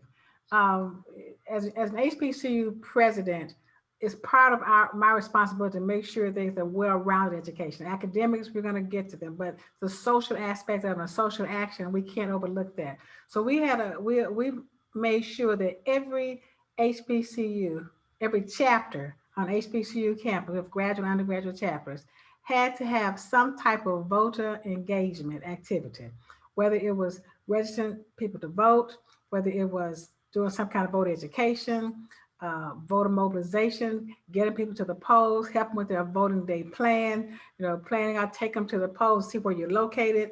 They had to have some activity. So that worked really, really well. And they covered so much. I mean, videos on how to fill out your absentee ballot, make sure you sign it correctly, all the details of it. So that was very awesome for these 18 to 22-year-olds. Now, so as far as the graduate level, the more the adult members of the organization, well, in addition, many of us do the same thing. We do the poll monitoring, the poll watching. But in addition to that, Alpha Kappa Alpha is partnered with the National Bar Association. I happen to be a lawyer. So as a lawyer, I understand what lawyers can do on election day. I lived in Mississippi, so I went through it on election day, filing injunctions, making the place stay open because it's closing time. They want to cut the line off, but it's wrapped around the corner. So we did file an immediate injunction to, to keep it open. So we're partnering with the National Bar Association to protect the right to vote. It's not enough just to vote. You have to protect that right to vote and make sure it's counted. Because we have over 1,000 attorneys across the country that are assisting with this voter protection. We have some down in Florida, as Dr. Rashida mentioned, some of them, we have some in the battleground states, and then wherever else they're asked, they say they're needed, because everything is on their ballot. I won't go into what's on the ballot, but we're working hard to protect the vote and to guard against any further suppression or any further intimidation, this confusion that's coming up now, these different ways of not letting your vote count. I was talking to some people just recently, some younger people on campus, and they just said, well, they've left us out of this equation. Nobody's speaking to us, neither candidate's talking to us, so I'm just not going to vote. So I said, well, let me tell you why you need to vote. One, not the history of what we went through for you to vote. I'll let that alone. But you are an SGA officer. If someone had not voted for you, you may not have won. So it's the same thing here on a broader scale. Like you want someone to vote for you, you must go out and vote now. And so if we're not so important, they wouldn't work so hard to suppress it. So your vote is very important. So our obligation, that's our strategy, that's our commitment, just to ensure that we have a fairer process. Thank you, Dr. Glover. Beverly? Thank you, Carson. And Dr. Glover is absolutely right. The issue of voter suppression and voter protection is critical. And I think, as Rashida said, we're all coming together as organizations to try and ensure that there is strength in numbers in terms of what we're doing. The outreach we have to have has to be tremendous. In Delta, we literally started on our strategy in 2017. As soon as that election happened, we said, we may need to work on this. And clearly we did. We put together early, and we have focused this time on creating a social action toolkit that we've sent out to all of our chapters to give them some strategies in terms of what to do, in terms of working in their communities to get people registered to vote. The voter suppression issue is strong. We've asked people to be poll workers, as we all have, to make sure that we're at the polls and taking care of the business we need to make sure people feel comfortable with what's going on in terms of the support we give. We recently had to take, because of this pandemic environment, had to take our social action toolkit and make it a pandemic version. So there is a virtual version of the toolkit out there in terms of what you can do in a pandemic environment, in a virtual environment, because we didn't want them to stop acting, but we needed them to be careful in terms of the approach they use. The other thing that we really have focused on is getting people to run. As our own Soar Shirley Chisholm said, if they won't give you a seat at the table, then take a folding chair. We've had some training sessions to try and teach our members on how to make sure that you get that folding chair up there and at the table. During the midterm elections, and recently we put out a directory of all Deltas who were running in office in all states, what they were running for, how to reach out to them. We obviously can't endorse anybody, but we wanted people to know who's running. I'm happy to say that 85% of anybody we had running won during the midterm, and we're hoping that that happens now. This down ballot issue, which we're all also focused on, all politics is local. So we can't just focus on these elections. We have to make sure people are educated about what's going on in their communities. Who are you voting for judges in your community, so that it may not get to the Supreme Court? The issues that Dr. Glover talked about in terms of the lawyers and putting them out, those justices, the things she's doing with that are critically important. And we're all trying to pull together for that. But voting down ballot is something we're pushing. Voter election, voter suppression, getting people to run so that we actually have seats at the table so that we can speak. It's hard to ignore you if you're looking at you. And so what we need to do is to make sure that we are there helping with those decisions and making sure our voices are heard. Thank you, Beverly. And I want to stay with you for the next question, because we want to talk about what role do you see for your sorority engaging with today's struggle for suffrage, equality, and leadership advancement in today's workforce. And I want to share a few stats with you. In 2019, women as a whole made up about 58% of the workforce. So women are running things, men. Out of that 58%, 12% of that are African-American women. And out of that 12%, only 4% are C-suite level leaders within corporate America. And I just want to get some of your thoughts around the historical connection between the women's suffrage movement and leadership and advancement within today's workplace. Good question. You asked me the hard one, huh? Okay, so if there is a strong connection between the two, and I did leave corporate America not too long ago, and I understand and know that battle to move up. And it's in my day, it was more difficult than it is now, but it is still very difficult. We are not seen as people who really should be in those seats. And that is a historical issue. Look how long it took to get women the right to vote. We still, in some circles, are seen as invisible and potentially second-class citizens. And that's hard to say. But when you consider the fact that pay scales are still not the same, when you look at those in the table. When I left my last position and retired, I said to the state commissioner, I said, okay, so now I'm the only one, he knew what I meant, sitting at this table.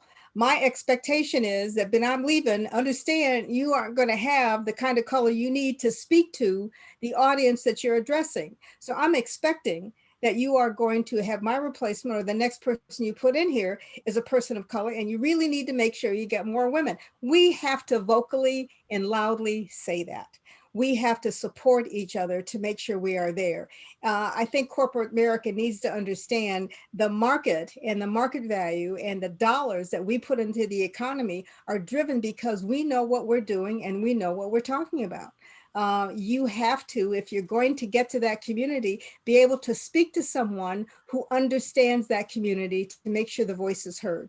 I've sat in those rooms and listened to the plans for how we're going to go and capture an audience. They're using the mindset that is not diverse. Diversity in any environment makes a difference in terms of the product you can produce. I will tell you all the same thing. Having diversity among your ranks and your C-suites matters and makes a huge difference. But for us, we also have to be willing to pull ourselves up. We have to be able to speak up. We have to be comfortable enough to say what needs to be said. I know the people I work for in corporate America always knew, okay, she's going to tell us what she thinks. It's going to be okay. We just need to pay attention and listen. You have to develop that credibility and be comfortable with who you are and be able to speak that way. We have a long way to go. I think the environment we're in right now is going to help us because people are beginning to see and understand of all backgrounds that there is a value in diversity. I think people sometimes don't understand how bad it is or how difficult it's been, but that eye-opening experience we're going through now as we see people on the streets may help with that. Thank you, Beverly. And Dr. Glover, I want to get your thoughts on this before we move on the leadership questions we want to answer today. But just briefly, I looked at a letter last night from the very first international president of Alpha Kappa Alpha Sorority Incorporated, addressed to the president of Howard University in direct correlation to seeking support for the women's suffrage movement. So again, this is part of the continuous legacy that all of you ladies share. Could you speak to that in historical terms and then share your thoughts about how that equates to women and leadership in 2020? Exactly. That letter, at that time, you had to get the university presidents. There were not many women in ranking positions. So the university presidents and college professors were the role models of the day, and especially school teachers, anyone who were not, because by and large, it were factory workers and others. And so it just showed just where we were and where we are now in time. But I want to say many of the issues of that day are so similar today. We have the right to vote, but the right has to be secured. So the same type of confusion, intimidation, suppression, we're still fighting that. We have some of the same issues, the healthcare issues, discrimination in healthcare. We talk about the leadership and what's being said. What really irritates me the most about this, even the COVID-19 crisis, is that we're saying, oh, African Americans are so susceptible to COVID because they got high blood pressure, they got diabetes and other challenges. Well, that may be true, but it's because why, go back and figure out why do they have those issues? Why do they have those health issues? It's because of discrimination in healthcare that's come to light more specifically under COVID, the years of neglect, the years of the unfair treatment, the racial disparities, it's come out now. So the social justice issues we still fighting, the police reform, the education, these are not new issues as we talk about the leadership. And I get to go back to what Sister Beverly said. corporate America, it has to embrace African-American women. We can't just be content until we see some change in the C-suite as you move up on the corporate boards. You know, I sit on 3 corporate boards, and when I chair the compensation committee on one of the boards. You have to insist from the board level that this is done. The chairman of the board, the other board members, the others in the C-suite must try to help other young, struggling women and African Americans who are trying to get where you are. Because I remember the CPA profession. I know how difficult it is to be a CPA because I had to take the most difficult test in the whole world. However, when I became a CPA, I made sure I developed a program to help others because there was no way it was going to be stopped. It was going to continue to stop us because we were not working together to bring each other up. Because they said, now I know that I got some statistics being the first of this and the first of that. Those are great numbers. But I say, if you're there by yourself, if you have become a first, that's an honor. But if you're the only, that's a tragedy because that means you have not pulled anybody else in. You have not gone to that C-suite. Like when Beverly says she's leaving and says somebody else has replaced me with a person of color. We have to have those kind of bold statements, those kind of bold conversations to let corporate America know that we're here, we're competent, and we're ready to move up with you. Thank you, Dr. Glover. Carson, can I say something in that space? I know you. Absolutely. Next question too. I have been in the financial realm for over 30 years. And right now I am the business partner to the #2 leader in Amazon corporate right now, Brian Osofsky, who's our CFO. And I sit in that room with them and it is a strategy session on how we develop and really grow our market. I realize there are times when they tell me, I know you're overwhelmed with the task. I know you're overwhelmed with the task of always being the one.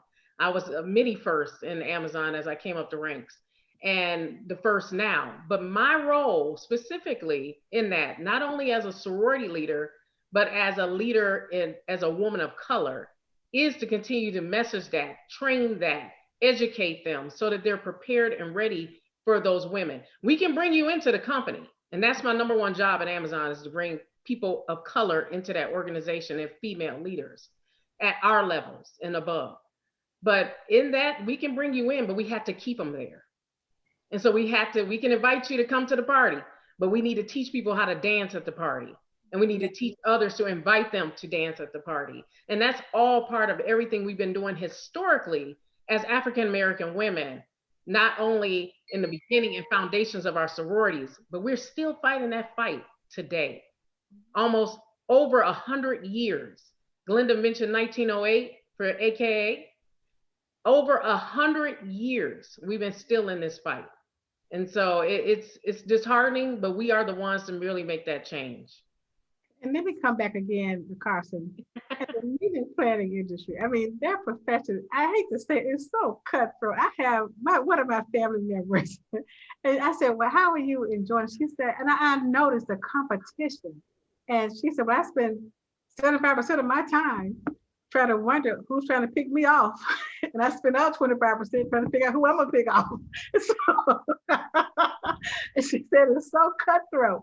And even when as we work with you and others, we notice how it can be so competitive.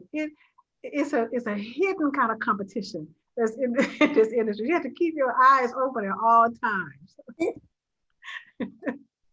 Well, Rashida, I want to come back to you on leadership because you said a lot of key things. And I want to talk to you about your organization's focus as being the youngest sorority on our panel today. I want to hear about some of the focus that you have on your younger members and helping them develop into young, great African-American leaders in our country. I would love to hear about some of the things that you're doing along those lines. Yeah, I like I mentioned before, I come from more, I definitely come out of corporate America, born and bred by corporate America. And in that realm, I believe in establishing those key partnerships. And every single partnership that I have been negotiating in my first 90 days in office have been, what are you going to do specifically to invest in our youth, in our affiliates, our youth affiliates? And so when I say youth, I mean our undergraduate members. So every partnership that is established with Sigma Gamma Rho from this day forward will always include internships, investments in our scholarships, investment in our development academies, investment in what we call the golden investment, where we strategically invest in those leaders that we see coming up the ranks to really push them to the level, not only to serve in their communities and serve in their careers, but also serve in our organization. And so every corporate partnership that we establish is about win-win. We also have a masterminds group that was established by our previous international president. And that is a support group. So what we're talking about in those leadership realms is we have people like myself that have been in industry for over 30 years. And then we have people who are kind of coming into the world and finding their voice, as Beverly mentioned, where they don't have backbone, right? They don't know how to articulate their position without getting emotional. So we're teaching in those circles specifically towards careers. So if you're an educator, you have a core group called a mastermind group. You have a mastermind group for those that may be meeting planners, for example. We have mastermind groups for financial leaders so that you can talk about new industry things and new topics and then really get those levels of support. And then organizationally, Sigma Gamma Rho has placed 6 undergraduate leaders across each of the regions that we represent on our board of directors. And they have a voice. I'm always asking them, what do you think? We have been traditionally a board of directors that has been gilded with baby boomers. I am the first Gen X leader for our organization. And so being a Gen X leader, I knew that I had to still have my baby boomers, but I also need to prepare this organization to take on Gen Zs. And so that was important for me to foundationally put our undergraduates to work to help us develop the future of Sigma Gamma Rho. You got your back as a fellow Gen Xer up here. So thank you, Rashida. That is excellent, ladies. So we covered a lot of topics. We covered advocacy, we covered the suffrage movement, we covered leadership, as each of your organizations are doing some very unique and impactful initiatives. Well, let's talk about meetings and conventions, because that's why we are here. And we can't mention meetings and convention without talking about a couple of things, our current environment and also the power of relationships. So Beverly, I want to start with you on this one. Tell us about the importance of your key relationships and partnerships in the meeting industries and how those relationships have helped to contribute to the success of your meetings and conferences. Oh, well, Carson, they are critical. I think I could just start by saying that. And as I mentioned many years ago, because I truly am the senior one among this group and among most groups, actually. Years ago, I was in the meeting planning industry for AT&T, and I know how difficult that is and what it takes to pull those off. It is all about relationships, but I have to tell you, it's all about relationships no matter what business you're in. And the strength of relationships is critically important. This is a very difficult time. Obviously, I don't think any of us would deny that it's not. We had to move all of our regional conferences this year to 22. We've had to take 7 conferences for 23,000 people and do them all virtually, which was a painful experience all by itself, trying to figure out what to do next year, because you certainly can't predict the future. I do not know what I would do and how we would manage if we did not have strong relationships with our meeting planning community that supports us in collaborations. You know, we work with, you all know Petrea Logan, MCI works with us directly, and Lou Ann Schrader in terms of helping us with our industry in terms of what we do. Carson, we've developed a good relationship with you all in the Marriott, but it is built on making sure that you have a strong network of understanding. And, you know, that has been difficult right now because we know it's hard in the industry and there are furloughs and people we sometimes have worked with. We get a little nervous because those we worked with for years may not be there. They're furloughed. So we wring our hands and wondering what we're going to do as we develop relationships all over again. Contract negotiations right now are difficult, to be honest with you, in terms of working that out. We not only have to work with everybody's legal person, including our own, that I have to convince is going to be okay. But we build that network that matters in terms of what we're doing and how we move forward. The advice I give, and I think I'd say is, we have to keep the channels of communication open, even in a time when planning's not happening. I would suggest to you and share with you all, making sure that you come out of the box in terms of what you do and the services you offer. Well, you'll have to pivot as much as we will. You know, when we're looking at future conferences, and quite frankly, The virtual conferences went okay. We missed the in-person. We want to be in person. I can't say that there won't be some elements in the future that would continue to use the virtual environment, but we would probably want to try and do that on site.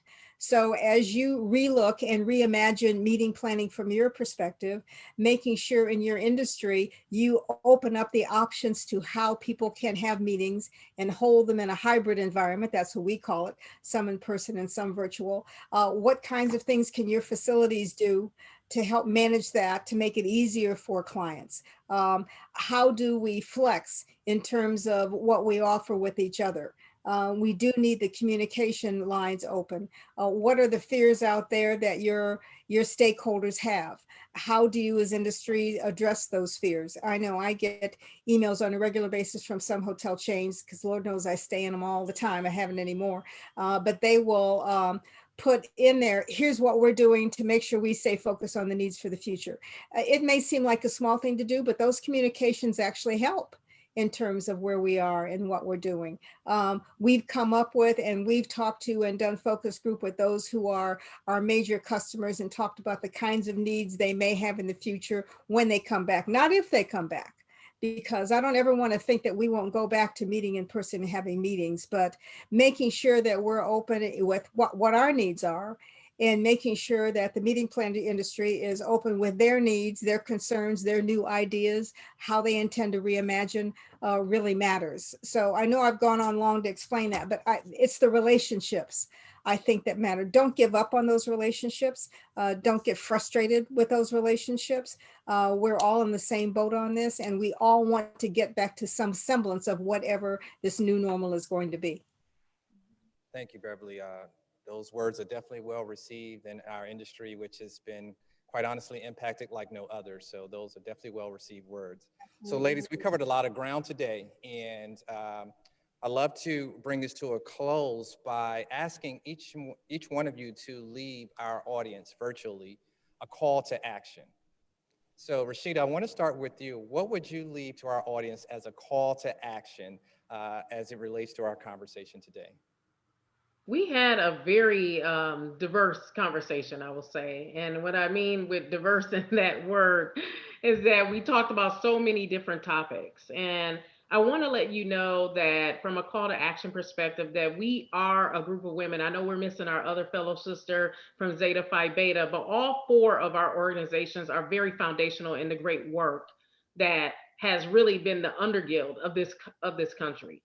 And so I want to first leave with, please make sure you handle that relationship and that foundation and that history with care as you start to work with us and have those relationships, and understand that sometimes there may be exceptions to how you do business. Like you're going to do business differently sometimes, just based on who you're working with. So I would encourage you to do that. The second thing I would leave you with is, if you are sitting virtually, I know some people are virtually in person, but that mixture, think through that room and who is in that room and who are at what levels, and figure out how to invite that diversity to the party, number one. Number two, teach them how to dance at the party and elevate them in positioning power. There are people who are working very hard within the different organizations and companies that you work with or work for, right? The departments, the cities, and things like that you work with. And all of those people who are working hard are not necessarily getting that light shined on them for the great work that they're doing. They may be passed over in the room. So what I would encourage you to do is stop, have a conversation, and respect that foundation of that person that you may be talking to, and bring them to the table. And then the last thing I would leave you with is this. We are definitely in a challenging environment with COVID-19. And we're going to have to think differently in how we work together. And we're going to have to work with understanding that one day this has hit us all very hard. And I know some of the attorneys on the ends of the hotels and things like that have been sometimes a little challenging to work with, because they're trying to hold their position. Think about the long haul and make sure that we retain good relationships so that we can plan efficiently once we come out of this thing. And so think creatively in how we work with our international chapters, how we set up safety protocols, how we imagine things differently with the virtual component, because our members have been exposed to it now. And now they're going, now, why do I have to come to such and such and still have that experience? So whatever city it is, they're challenging that. So we're gonna have to think differently, even how rooms are set up, how our conferences are executed. So I want you to think differently. So with those 3 points, respect the foundation and the history that these great women bring. Make sure that you live the principles of bringing people to the seat, to have a seat at the table. And then lastly, making sure we can think creatively in how we move forward in our meeting planning. Thank you, Rashida. Dr. Glover, we have a few minutes left, but what would be your call to action to our audience? Thank you very much for this session today. I'm extremely honored and blessed to have this opportunity. I wake every morning thankful for the opportunity to continue the legacy of this great sisterhood that began almost 112 years ago. The impact is so broad. As it relates to Marriott, our call to action right now is to, what I would say to you is to maintain your brand. I mean, Marriott is a household brand. People have, the good thoughts about Marriott. A personal thing, our house burned down in DC, and they had, put us up with, I'll go in and say the name, put us at the Hilton, a nice room. I was gone ballistic. I said, no, we're going to the Marriott. So we went to, I said, put me in the Residence Inn. And they said, we can't do that. So we're going to have to. So it was such a fight to get to the Residence Inn. I said, it's called brand loyalty. I'm a loyalist, almost to a fault when it comes to Marriott. You probably know, there's 2 cars because I call you so much to intimidate you and say, I need a suite, I can't just have a regular room. But anyway, and that's it, the brand is important. And the last thing is the diversity and inclusion as we're doing today. You've seen how it goes together, and there's so much respect. You're not on any hit list of being bad in certain areas because you're diverse. You're talking diversity and inclusion. You can be diverse and still not have an inclusion. So that cancels out being diverse because they 2 go together, diversity and inclusion. And I think the way that you're practicing that, it says a whole lot about the corporation, about what you're doing. So we really appreciate all that you all are doing now. And we're just here, Divine Nine, we know we have the capacity to assist and call on us at any time. We appreciate it. So thank you very much. Thank you, Dr. Glover. And Beverly, as we close up for our last minute or so, what would be your call to action to our audience today? Well, you know what? I think that Glenda and Rashida have covered our call to action for our hotel industry and meeting planners in an extremely comprehensive way in terms of what our needs are and what we need to do. And so I'm just going to say, I need you all to vote. Where's that button? That's what I want you to do. Now, it doesn't matter. So, I'm bipartisan, so I'm not going to say which side you should vote for. I'm going to ask you to think it through. But I would leave you with an understanding that we are all in this together, and we do need to work collaboratively. But today and the next few days, we need to really use our energies to use your rights as citizens to make sure that you get out the vote, that you, regardless of what party you support, don't stop anybody else from voting. Allow each person to have its privilege, and let us try in the next few days and the days after the election to respect each other and understand that we are all in this together. Ladies, on behalf of the PCMA Capital Chapter, thank you so much for your inspirational words, your knowledge, and we really appreciate everything you've done today. You're welcome. Thank you. Thank you. Thank you. Now, that's all the time I have today, and thank you again, ladies, for sharing your knowledge with us. But before I move back to my DJ duties, let's check out one more clip from the Events DC on what they're doing behind the scenes. Good afternoon. My name is Samuel Thomas, and I serve as Senior Vice President and General Manager here at the Walter E. Washington Convention Center.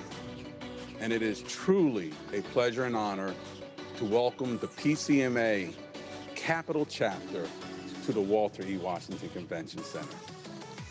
I would like to start by wishing you and your families my personal best for your health and safety during these challenging times. But I want to assure you that we have you, our customer, and your best interests in mind. It is indeed a pleasure and an honor to serve you and your fine organization. So on behalf of the Walter E. Washington Convention Center, our board of directors, we welcome you here with open arms, and we look forward to having you back in our building shortly.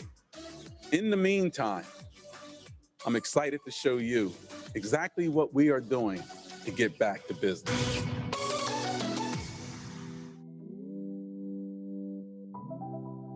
Welcome to the Walter E. Washington Convention Center. With 2.3 million square feet of space, our building is equally equipped to support virtual events as it is suitable to host socially distanced, in-person, or hybrid events.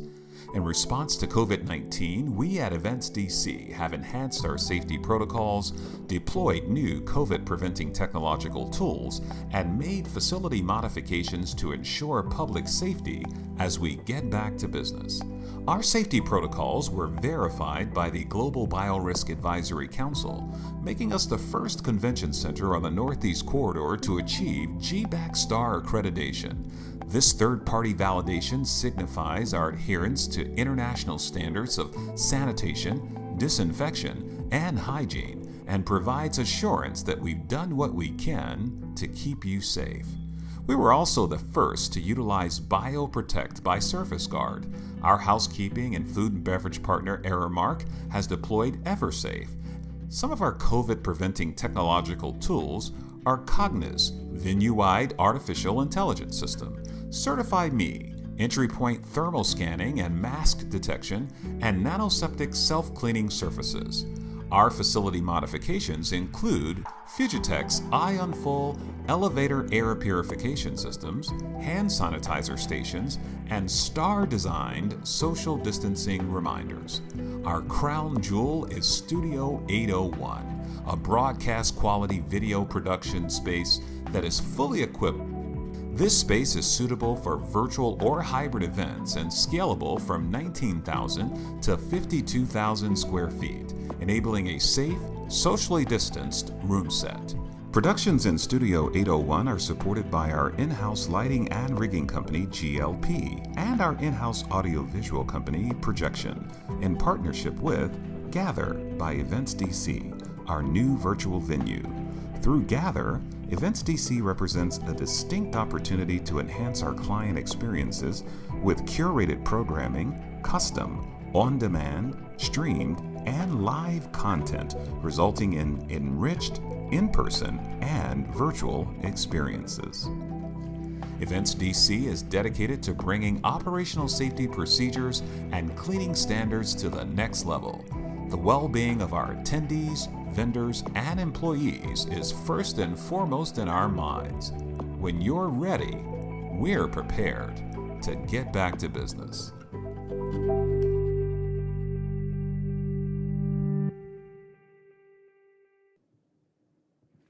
So welcome back, PCMA Spark. This is Linda Erickson live from Studio 801, and we are here with our chef, John Dorship from Aramark. Now, one of the things we all love in the meetings and conventions industry is our food and our beverage and our entertainment and receptions. But there's so much that has changed today, again, in our world regarding this, that we want Chef here to explain. First of all, just look at this amazing presentation today. Chef, first tell us a little bit what you've done here. Well, we're keeping it seasonal. We're doing some vegan options, a lot of gluten-free options, but some fun items like a lentil salad with sherry, vinegar, and shiitake mushrooms. We have a pumpkin and beet salad with some feta cheese on it. And then we're doing a little Chardonnay poached shrimp with a saffron quinoa and a little red pepper jam. And then we also have a kale salad with maple seared duck and a maple orange vinaigrette. It's outstanding. First of all, it looks beautiful. The sound of it, it tastes, I can imagine, amazing.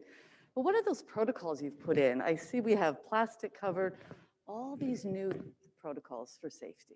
Yeah, we kind of rewrote the book in terms of protocols. We started fresh and looked at all the styles of service we do. Obviously, this is one style of service, but we looked at everything from bar service to retail service and developed a rather lengthy PowerPoint presentation that enabled us to use that for our recalled associates when they come back to work. They get a formal training, and we go over every single one of these points to make sure everyone's aware of it. We use it to train ourselves.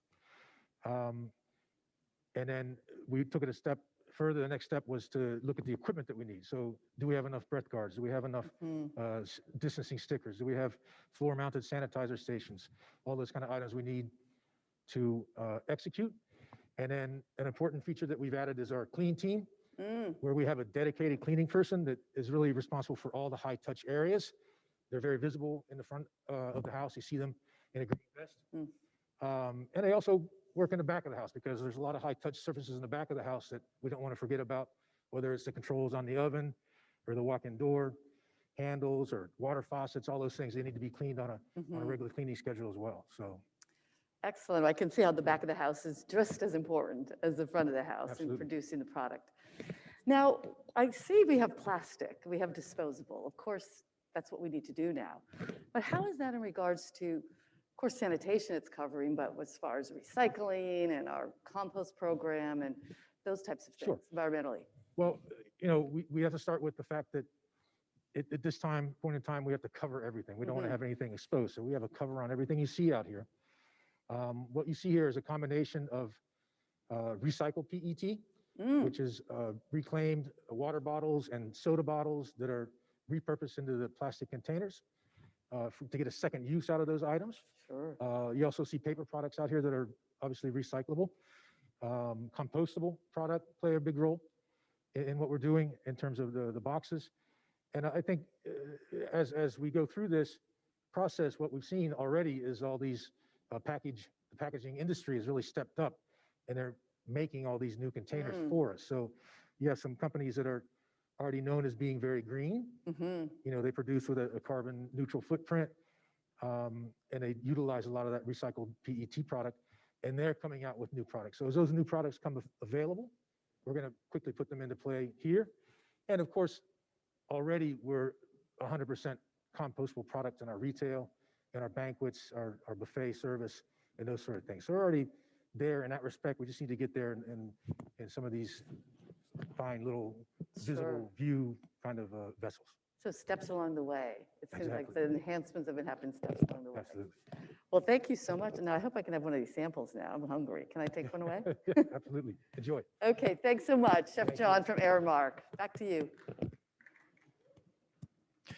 Welcome back to Spark and our final segment today, a fireside chat.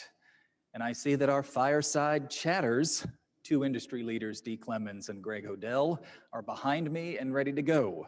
And I don't mean to put any pressure on you two, but that sorority panel was something else. So you two, take it away.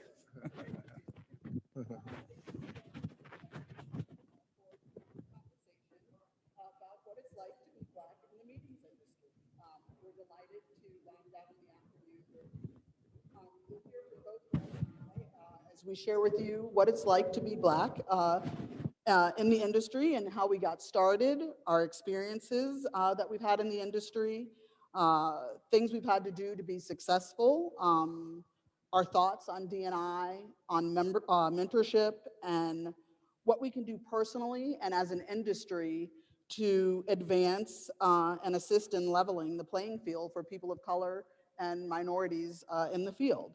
So this is a lot to cover in the next 40 minutes. So Greg, why don't you get us started and tell us a little bit about yourself and Thank you, Dee. you got So first, I just want to say it's an honor to be here with Dee, and we'll hopefully hear a lot about her story, even more her story than mine.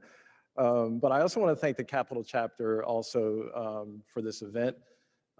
It's so important, obviously, what's going on today as well. And we're honored to actually have our friends back in the building in our studio. So it's a pleasure. So quickly, I will say for those who ever listen to me, it's been an honor for me to work in this industry, but I didn't come by it honestly. I really worked in the private sector and various other industries, and particularly in real estate, finance, and construction. And so by chance, I was actually working on the construction and delivery of this building, the Walter E. Washington Convention Center, as a consultant. It feels like many moons ago. And from that, I never thought that I would be in the position I am today to help run this amazing facility and be part of this industry. And so I spent a lot of time really focusing on economic development. So, for me, it came out of a need or necessity for the city, where they really wanted to strategically figure out how we could have a convention center hotel and complete the vision for our convention business in the city. And so there was a void in leadership. I was afforded the opportunity, which I was honored to serve. And that's really how I got or cut my teeth in the industry, if you will. So very fortunate. I wish that I had been exposed to this industry a long time ago for all the wonderful people that I've come across and gotten to work with and meet, but importantly, also for what our industry does for our economy. So it's been an honor, and that really is how I've kind of come to this position now. So, Dee, I'm going to turn the tables on you. Okay. Would love to hear your story, but more importantly, how you got here. And by the way, for those who don't know, I'm among a superstar now. Biz Bash Media 500 event pros. Congratulations. We should all give her some love and a shout out. Thank you. But to say that hopefully sets the stage to tell your wonderful story as to how you got here and for well-deserved accolade. Well, thank you very much, Greg. I can honestly say I have spent almost 21 years giving back to an industry that has honestly given so much to me. I grew up here in Northern Virginia, in the Annandale, Virginia area. I consider myself truly a Virginia girl. I am a proud graduate of James Madison University, go Dukes. I really graduated from college as a communications major. My first job out of college was for a public relations firm. I had no idea what a BEO was when I started in this industry. I had lovely bosses at the public relations firm that I worked for. I somehow managed to go over to the account executive side and help them manage a couple of accounts, realized that I hated accounting, sorry for my accountants out there, and discovered that, oh, I really enjoyed planning the events at our organization. Had a boss who said, go figure out what you want to do. I had the pleasure of taking some courses at Northern Virginia Community College. Took my first course from Kelly O'Reilly. I'm not sure if many of you remember her, at the American Nursery and Landscape Association. She was so enthusiastic about what she did. I had to figure out how I could do that too. My first job in this industry was at the Building Owners and Managers Association, so real estate related as well. No doubt. I was hired as a meetings assistant and registrar. Loved what I did, had a great mentor there in Pat Areno and Henry Chamberlain, who are both still at the organization. They really believed in me and allowed me to grow at that organization. Left there, became a corporate planner, and quickly realized that, I better go back to the association side where they treat you just a little bit better and the lead time's a little bit longer. Wouldn't trade the experience for anything, so I was lucky to have both association and corporate experience in the past 21 years, and I've spent the past 12 years of my career at the Airports Council International of North America, where I really had an opportunity to spread my wings. Started there as a manager of conferences, and I've worked my way up to the Senior Vice President of Events and Corporate Partnerships role, where I lead a team of 4 fantastic planners. And I will tell you, it's truly about surrounding yourself with very smart people who are smarter than yourself, and very fortunate to be in a position to be able to have a leadership team and be a part of a leadership team that truly believes that my ideas are most of the time good ones, and be able to contribute to that. So that's kind of my stint in the industry and how I got where I am. That's a lot, actually. So like, well-deserved, but it can tell, how passionate, but it's important. I think you mentioned the mentors and people who helped you along the way. That truly is something that I believe in. It's very important to have a mentor in your career. I believe a little bit differently about mentorship than most people. Something I learned at a PCMA national meeting a couple years ago. I think when it comes to mentorship, it's really important that people kind of build their own personal board. When it comes to mentorship, it doesn't mean that you really need to have a mentor who's necessarily older than you are. I think it's important to surround yourself by 6 to 8 people who may not necessarily be in your specific industry, and to nurture that board. Find some people who are actually younger than you are. For one, I know nothing about the digital realm in a sense. I can't even put together my own stereo, okay? As far as television, you don't want to even have me assemble Netflix or whatever. So it's important to surround yourself with people who don't know as much as you do, and then to nurture that. It's not to say that you can't seek out people who know more than you do or who you aspire to be like, but surround yourself with people who you can build knowledge from and just nurture those relationships. I think that's important when it comes to mentorship. Agreed. So why don't you share with everyone a little bit what your beliefs are when it comes to mentorship and how you've Yeah, served you as a know, mentor? I feel the same way. And you mentioned a good point. I think people think that mentors have to be, old sages, and that's, clearly not the case. I think there are people who have a lot to offer. You have to seek them out, but not be afraid, to actually want to learn and surround yourself with people who are actually smarter than you. I think that makes you stronger. If you're every day learning something new and not afraid of that, I think that makes you a better person. And that takes a lot of courage. A lot of people aren't willing to do that. And they feel like, particularly as they ascend in leadership, that they have to know all the answers. And too often people fake the funk. But I think, a good example, when I first came here, I wasn't part of this industry, so I had to learn from all our teammates what it is that we do for a living. And so, that was, it was humbling because it was a new industry for me and something I knew nothing about.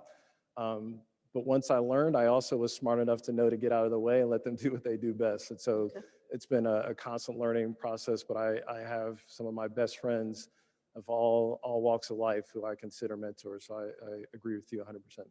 Okay, great. So before we talk about our successes a little bit, let's touch on a little bit about what's happening from a social justice perspective and share a little bit, while we both truly love what we do, but we both have had some experiences throughout our careers and some stories that we can share with folks that have happened purely because of our race. So I'd like to share a little bit, have you share some of your experiences with our virtual audience about things that have happened to us. Some of these stories are not easy stories to share or to tell, but I think it's important that we talk a little bit about in this climate that we're in and things that have happened to us over the years. No, I appreciate that, Dean. I think just for context, when all the very serious tragic events occurred, we were all reacting. And I think we see extreme examples of what's going on in our country. But I think what's important, and I've been thankful that a lot of friends have reached out, but I think it's important that we as an industry, we actually have these conversations, but we have the conversations with people we know. So we can have comfortable conversations. I'm honored when I have a friend who calls and they may not know what to say, but the fact that they called. And so I think it's important that you and I may not have experienced extreme conditions that we see on TV, whether the really tragic cases of like George Floyd or Breonna Taylor, but you and I have had some experiences, right? So I think, look, we can share plenty of anecdotes, and I think it's important that we do, but I think Elliot tells a good story, and I can relate to it. My good friend Elliot Ferguson, that I've been handed keys, as a valet or mistaken for somebody working in restaurants or hotels when I was there to conduct business. So it happens at the highest level, regardless of what your title is. But I will give you probably more serious examples. Like I shared when I was a younger right out of college. This happened not once but twice, that I got stopped by the police because I was driving a new car.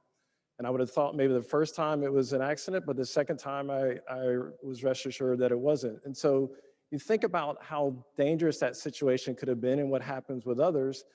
And it's unfortunate, but it's tragic. But I say that to say that for those who I know in the industry, or I know many of you who are on this call, this is somebody it happens all the time. So I think it's worth putting some context around it, not to make people feel uncomfortable, but to understand that this is kind of everyday experiences and that it's pervasive, unfortunately. So those are just some of my anecdotes. I know you have several to share as well. Yeah, my stories are more relatable. I think not necessarily to driving a new car, but things that have happened to me in the workplace over the years. Simple things, and I know so many people of color on this call can relate to having a conversation with someone over months as you prepare for a meeting and actually arriving on site at a conference. And I've actually had someone tell me, oh, hi, you don't sound Black. I've actually been told that more than once. I'm not really sure what that means. I feel like I just sound like me, okay. Arriving at a pre-con and I go to sit in the seat where they've labeled my name and they don't know that I'm me, and the look on their face of like, oh, she's Black, kind of like, oh, yeah, I am. Yep. Surprise. And that's so relatable. As a Black woman, when I have a conversation with other Black women, this is not new. That does happen.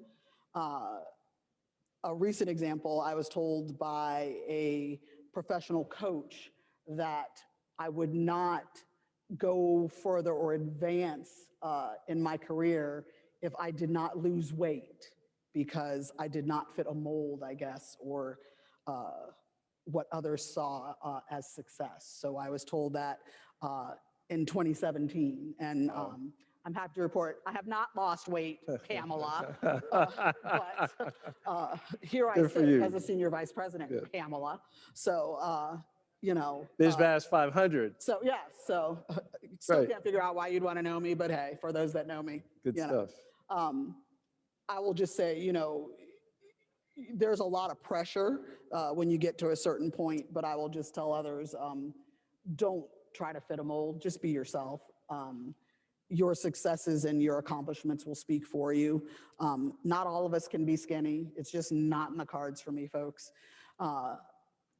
So your achievements aren't based on the size that you are, but having been told that, it was a little shocking, I will admit, to be told that, you know, I'm not going to be a success because of the size that I am. So I'm sure many of us have heard that, you know, not necessarily because of the color of my skin, but I was told that I wasn't going to be a success. Well, good for you for not only not putting up with that, but for what you accomplished. But I'm glad you mentioned the thing about when you show up somewhere, because I've had that experience. You can imagine, you know, given the title that I've been afforded, that when I have come to meetings, that certainly has happened on more than one occasion. And you know, the thing I think, and you and I have talked about this previously, you know, it heightens a sense of responsibility, right? So there's now, not only are you surprising people for your appearance, but now there's a responsibility that comes with it that you need to perform, not probably just to the norm, but even better than probably what's expected. Correct. So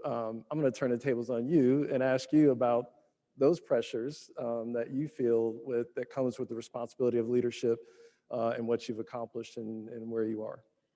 I could definitely say I agree with you that with success comes responsibility. You definitely, or I personally definitely feel a sense of responsibility to always perform well, or I feel this sense of a power of one. I think I told you one of my greatest accomplishments, I think, was being accepted as an ASAE DELP Scholar, being selected as a 2017 through 19 Diversity Executive Leadership Program Scholar, one of 12 selected, one of the highlights of my careers.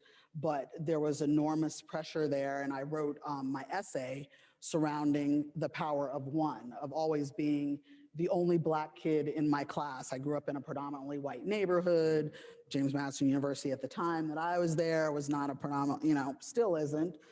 You know, not a lot of Black kids go to JMU. There weren't a lot in my high school class. I was one of 5 in my graduating class. One happened to be the president of my class. I was the vice president of my graduating class. So I've always been sort of in this club of one. I didn't quite fit in. So the pressure was there to represent my race. And I'll give you all a story of that representation and what that feels like. When you go to a wedding, generally, a wedding is where people invite everybody who's had an influence in their life. Your parents invite their oldest friends, the people who are getting married are inviting the people who've influenced them in their lives, people that mean the most to them. I cannot tell you the number of times that I've gone to a wedding and I have been the only Black person at the wedding. The amount of pressure that comes with that, and that feeling of representation of, I'm representing every Black person I know, I better make sure I use that right fork and I better behave myself. It is an enormous amount of pressure, but then I walk around going, I can't possibly be the only Black person that these people know. That's impossible, you know? And I guess it's because I've grown up in a predominantly white neighborhood, whatever it may be, you know. I have friends of all races, you know, it never even crossed my mind. But that sense of representation, of doing the right thing, it carries over into the workplace. When you get to a certain level, you feel like you have to do better than other people. I always have to be correct. Trust me, I double check my emails 15 times before they go out the door. There is this sense of responsibility that comes with success. And I think a part of it is you should always be doing better, and I should be doing better for others. When you achieve a certain amount of success, I feel like I should be leaving the door open for other people. I should always make myself available. And a lot of people that know me in this industry will know, you can pick up the phone and call me. I may not have a moment, you know, time right then, but you can call me back. I'm gonna make myself available to you. I'm happy to share what I know. I may not know a lot, but I'm gonna make time for you. And I think that's just important, no matter what color you are. You should, I love it that people want to do what I do. I'm going to make time for you.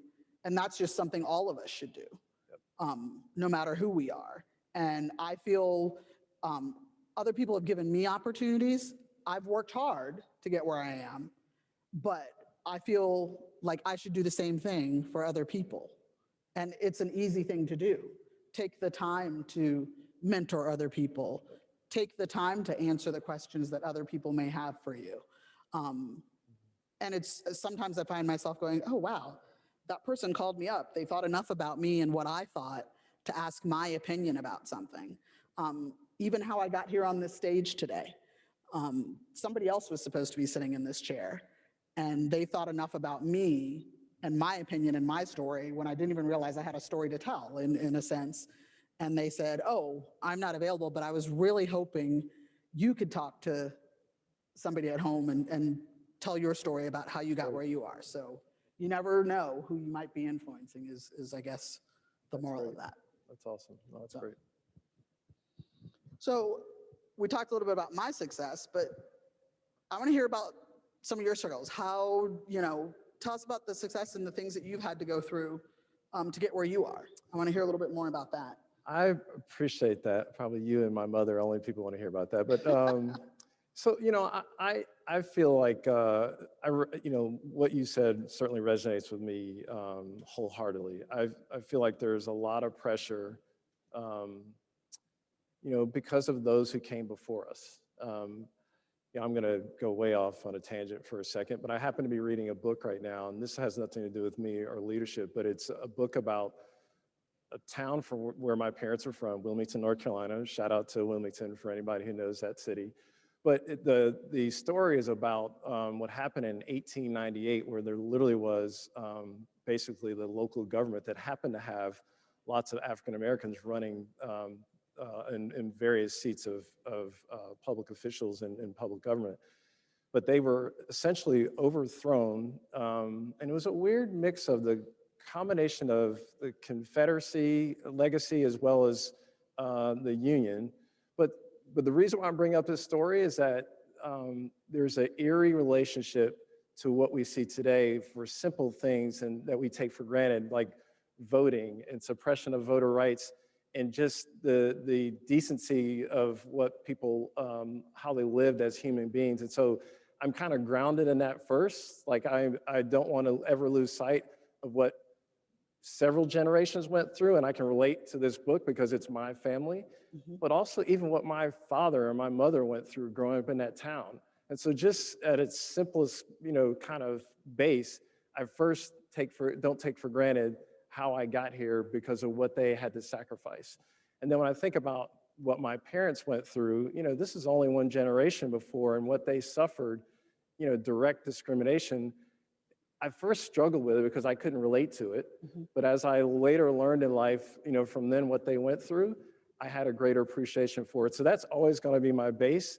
And so when I'm given an opportunity, and I work for it as hard as anybody else, I make sure that, I don't mess it up. I was about to say another word, but I want to make sure that I not only do it well, but I make sure that whoever thought enough of me to put me in that role of responsibility, that I'm going to make them proud, but also make sure they don't regret that opportunity. And so I've just been fortunate along the way.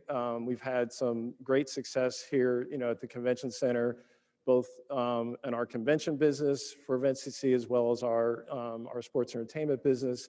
And we've helped kind of see the city transform and grow. But, it's been one that we've seen kind of this racial tension kind of ebb and flow, and now it's at the forefront of our community, but also kind of our country. And so for me, it's just been something that I'm cognizant of. And then the last thing you said that I really relate to is that I feel it's a strong responsibility for me to make sure that I give others the same opportunity that I had. And so that's not always easy in the environment, because you have to make pathways for people, and there's lots of obstacles and a lot of people who don't want that to happen. And then, there's some systemic issues that we're all facing, which is the whole point of why we're having this discussion about diversity and inclusion. And I know we'll talk a little bit more about that, but personally, I've just been thankful for the opportunities, but I feel enormous pressure and responsibility as a result of it. So I probably didn't answer your question about successes, but it's what I feel like as a result of any success I have, the responsibility that comes with it. No, well, I think we can definitely all relate to what you're saying. And I think to everybody at home, these are all things that we can do. For me, if you're listening at home as a part of that success and things that you can do, I was telling someone that I was going to do this, and the one thing they said to me was, please make sure that you tell us some things that we can be doing at home to get ahead and to be successful. So I want to make sure that you understand that, make sure you're enhancing your skills, okay? At home, professional development is huge for me. I have my CMP. One of the greatest things I ever did was get my CAE. I will warn you in advance, it's a really hard test. And I always say, I really wish my DELP class had told me how hard it is, but it was worth everything to get that. So professional development is key. Enhance your skills. I would say, when you talked earlier, when you first started talking, the amazing relationships that you can build in this industry. Honestly, I think if there's anything you want to learn about, you can make a connection with somebody who's willing to give you 5 to 10 minutes of their time at a minimum to answer a question about what it is they do, how they do it, how they got where they are. Don't be afraid to ask a question. People can only tell you no, and if they can't do it, somebody else can introduce you to somebody else who can answer your question. So I would say work on building those relationships with people in the industry. And just continue to ask questions. Don't be afraid to fail. Those would be my key takeaways for you on how to advance yourself and how to continue to be successful, if you're wondering. So those are some things that you can do and continue to do to get to the next level. So those would just be kind of my tips and tricks. Yeah, one of the things I think, at least, at least takeaways germane to this conversation. One of the things I think we have these conversations about diversity, inclusion, and I think today was a wonderful example of some great conversations. I think what can be action items for people, it's not this mystical construct. It's actually something that people on a personal, individual level can do. So I'm going to indulge in, if you'll indulge me, I will tell another story, but this kind of goes back to mentorship. So, I had an amazing mentor who came from Rocky Mount, North Carolina. I keep making references to North Carolina, but it's not far from Wilmington. And I say that for importance because it was an area that's not known for being racially sensitive. And fact, has a pretty colored history. So one of my early jobs in life, I worked for a very large food service company that had 3,000 or some restaurants, one of the largest in the country, if not the world. And I worked in the real estate and construction business, and pretty much good old boy as it can get. And so the department I think I worked in, I was one of probably 2 Black employees. And I think in the home office, there just generally wasn't a lot of diversity at all. I say that to say that what I can offer as a takeaway or action items for everybody is I think at the end of the day, we just want to have level playing fields for everybody, right? And so my boss, who was from Rocky Mount, North Carolina, wasn't trained, had never gone to a diversity inclusion class back then, I assure you, but he felt it was important enough that I had access, and that would create equity. And so what did he do? He made sure that, you know, my office wasn't somewhere in a corner, but my office was in close proximity to his, and he ran this entire department. He made sure that, you know, I actually presented, you know, content to the rest of the staff, and so that I actually had, you know, some presence and importance to the group. Socially, which is equally important, he made sure that, you know, I went to functions that were either golf trips or at his house. And those things matter. And the reason why is that people don't necessarily do things intentionally that deny treatment or access. And I think too often we equate prejudice and racism. They're 2 different things. Prejudice can be, you know, negatively prejudging somebody, when racism can be very systematic and can cause, you know, a lack of access. And it may not even be intentional. And so I think for whatever reason, he decided to do that, and that made all the difference in the world. So I would say on a personal level, that all of us in all of our spheres of influence can actually give more access to everybody, people that we don't normally assimilate with. And that goes for all races. And so I think this is a prime example. We're at a pivotal moment right now in our society. And I think this is where we can, as individuals, actually make some changes about who we interact with and give access to people. And then you'll see that change through organizations and community as well. And so if there is one takeaway, I think that story for me has been a great example that he made a difference for me. And so I hope others can make a difference for other people as well. Yeah, I could not agree with you more. I think for me, when we talk about diversity and inclusion, for me more so, it's about inclusion. It's about creating that sense of belonging for other people. I think we know how to be diverse in many ways. Earlier we learned, and it's truly my line about, yeah, it's great that I get invited to the party, but you know, when you don't ask me to dance, it's so true. Yep. You have to create an environment where people feel like they belong, and you're creating organizational change. And it's so important today, especially that environment is created where people feel like they are deemed essential and that they can prosper and that they're adding something to an organization. And really, organizational change is going to set the tone in how people behave and act within an organization and how you move forward and move ahead. And, you know, it's proven time and time and again that a diverse and inclusive organization is far more successful than one that is not. So I'm not really sure why big business is not behind this 100, you know, and 50%. But when it comes to that, it's really important that we are inclusive and create that environment for others. So let's talk a little bit about, when we talk about D&I, but what are the things that we can do not only as an industry, but personally? Yep. I want to hear your viewpoints on that. I clearly have some thoughts on this. But, Yeah. Share with me a little bit, especially from the viewpoint of being a president and CEO of an organization. You know, obviously, you can control this far more than I can, I feel like, as a woman and as an employee. So There's that pressure thing again, yeah, Dee. no pressure at all, Greg. But Yeah. share with us your thoughts. Yeah, you know, I think, you know, it goes back to this pivotal moment that we're in. And I think, and not just, you know, for our own organization, but, you know, I have an opportunity to sit on some boards, and, you know, these discussions are uncomfortable sometimes, they're complicated, and they can be exhausting, right? So, but I think, you know, it boils down to, for me, we have to be courageous and not overreact or not react, right? So I think, you know, there's a tendency for all of us to either react in a positive way to do the right thing. So we want to change the world or correct a wrong, or we want to just make something go away.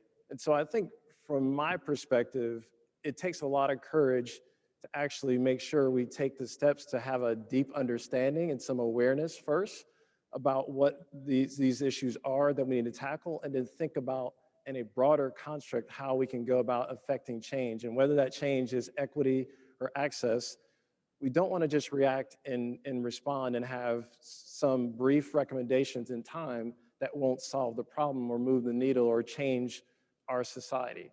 So I feel like that is something that on a personal level, we all have to make sure we don't react and we actually take time to thoroughly understand what the issues are and gain some understanding and awareness first. Like that, we have to be patient and courageous to do that. And I think it's harder said than done. Like people, I think, want to react and think that they're doing the right thing, but sometimes that will be reactionary and it won't be a long-term goal. So I think those are, to me, some of the things that personally we have to start doing. And that means having uncomfortable conversations, right?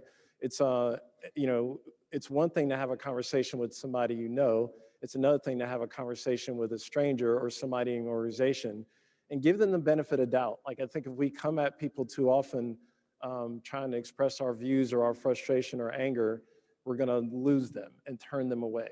So I think we have to be patient and also share information in a way that we can reach people and have a conversation and build awareness before we try to create any action. Okay.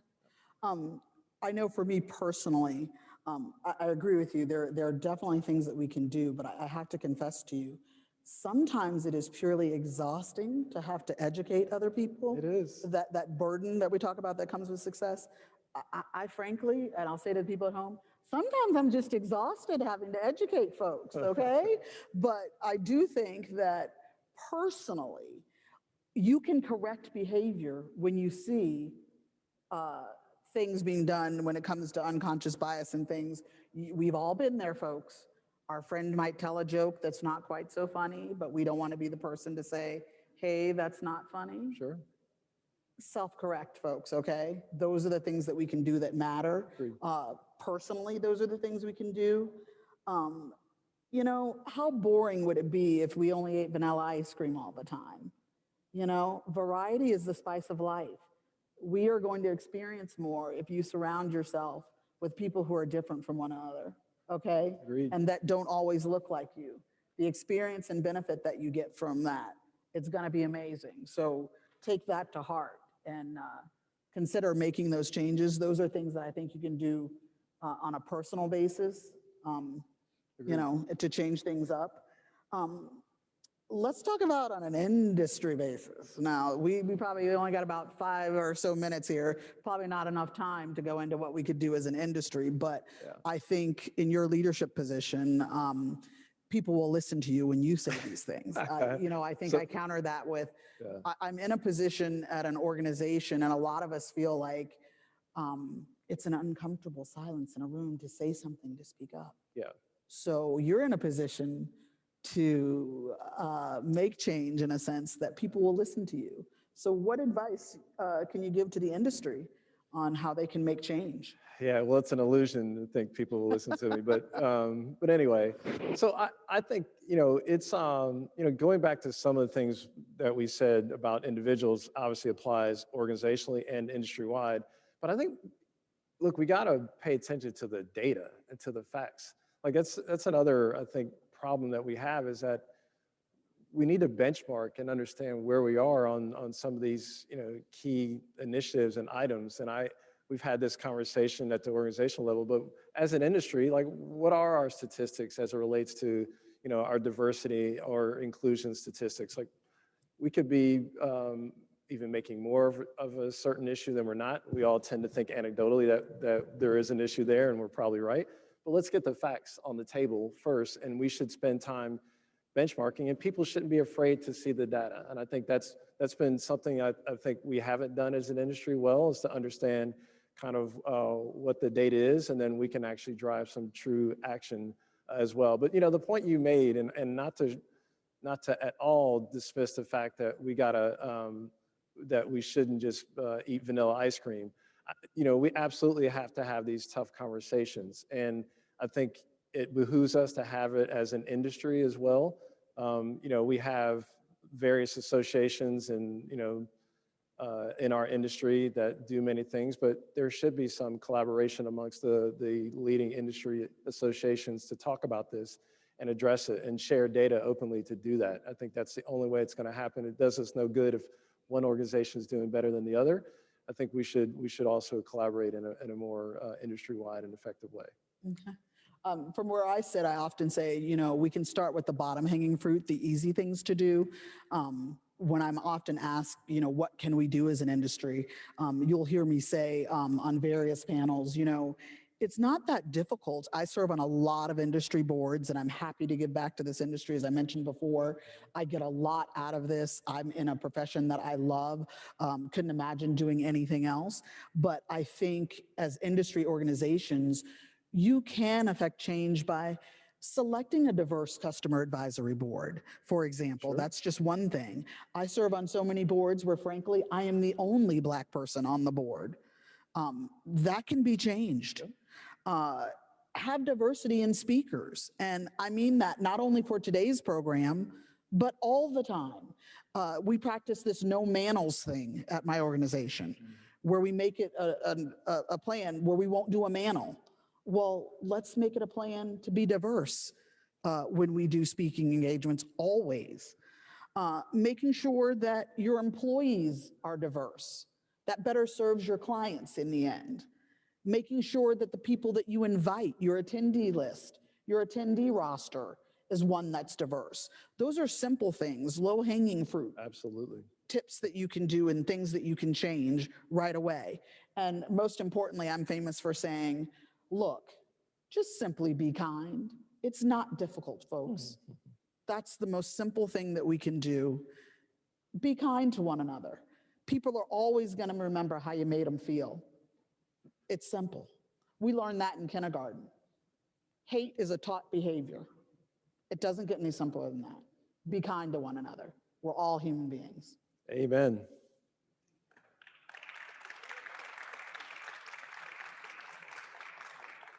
So I know we've got about a minute left, and I see Mr. McCauley creeping up on the stage, folks. So I'm not sure if that's he's caning us to get us off stage, but if you are, we can wrap it up, or if there are some 50 seconds, or if there are some questions. If not, I will say definitely on behalf of Greg and myself, I know for me, it's been a pleasure to have a conversation with you. I hope you learned something from this. I hope we get an opportunity to do something like this again with other professionals in this industry. Thank you for allowing us to share our collective voice with you. And I hope you got something out of it. So thank you. Thank you.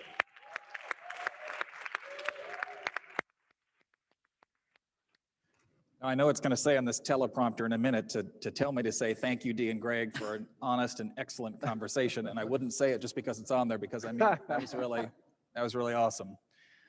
See, there it is. Thank you, Dee and Greg, for that honest conversation. But we don't want it to end here. We invite all of you to participate in our I Am the Solution video contest to help spread the word about the takeaways from today's program. To participate, simply record a 30 to 45-second video highlighting how you will use what you've taken away from today. We want to know what commitments and changes you will make and how you will be part of the solution to make them happen. Please post videos on your social media channels using hashtags PCMACCSpark and I Am the Solution by November 10th to enter the contest. The Capital Chapter will repost the video submissions starting tomorrow, so make sure you follow us on Facebook, Twitter, Instagram, and LinkedIn to see the submissions. We'll announce the winners on November 12th during Tourism Vancouver's Continue the Conversation webinar. First prize is a $100 gift card, compliments of Carson Edwards of Marriott International, and second prize is a $75 gift card, compliments of Kimberly Mladnick of Visit Anaheim. Good luck, and we can't wait to see what you come up with. As a final reminder, if you didn't need it from somebody else, please vote either now or by November 3rd. And I will remind you to join our chapter leadership in sharing your just voted selfies on social media using the hashtag PCMACCvotes to show others that our chapter is taking action and letting our voices be heard. Have a great evening and hope to see you soon for one of our next chapter events. Visit capital.pcma.org for more details on what's coming next. Good night.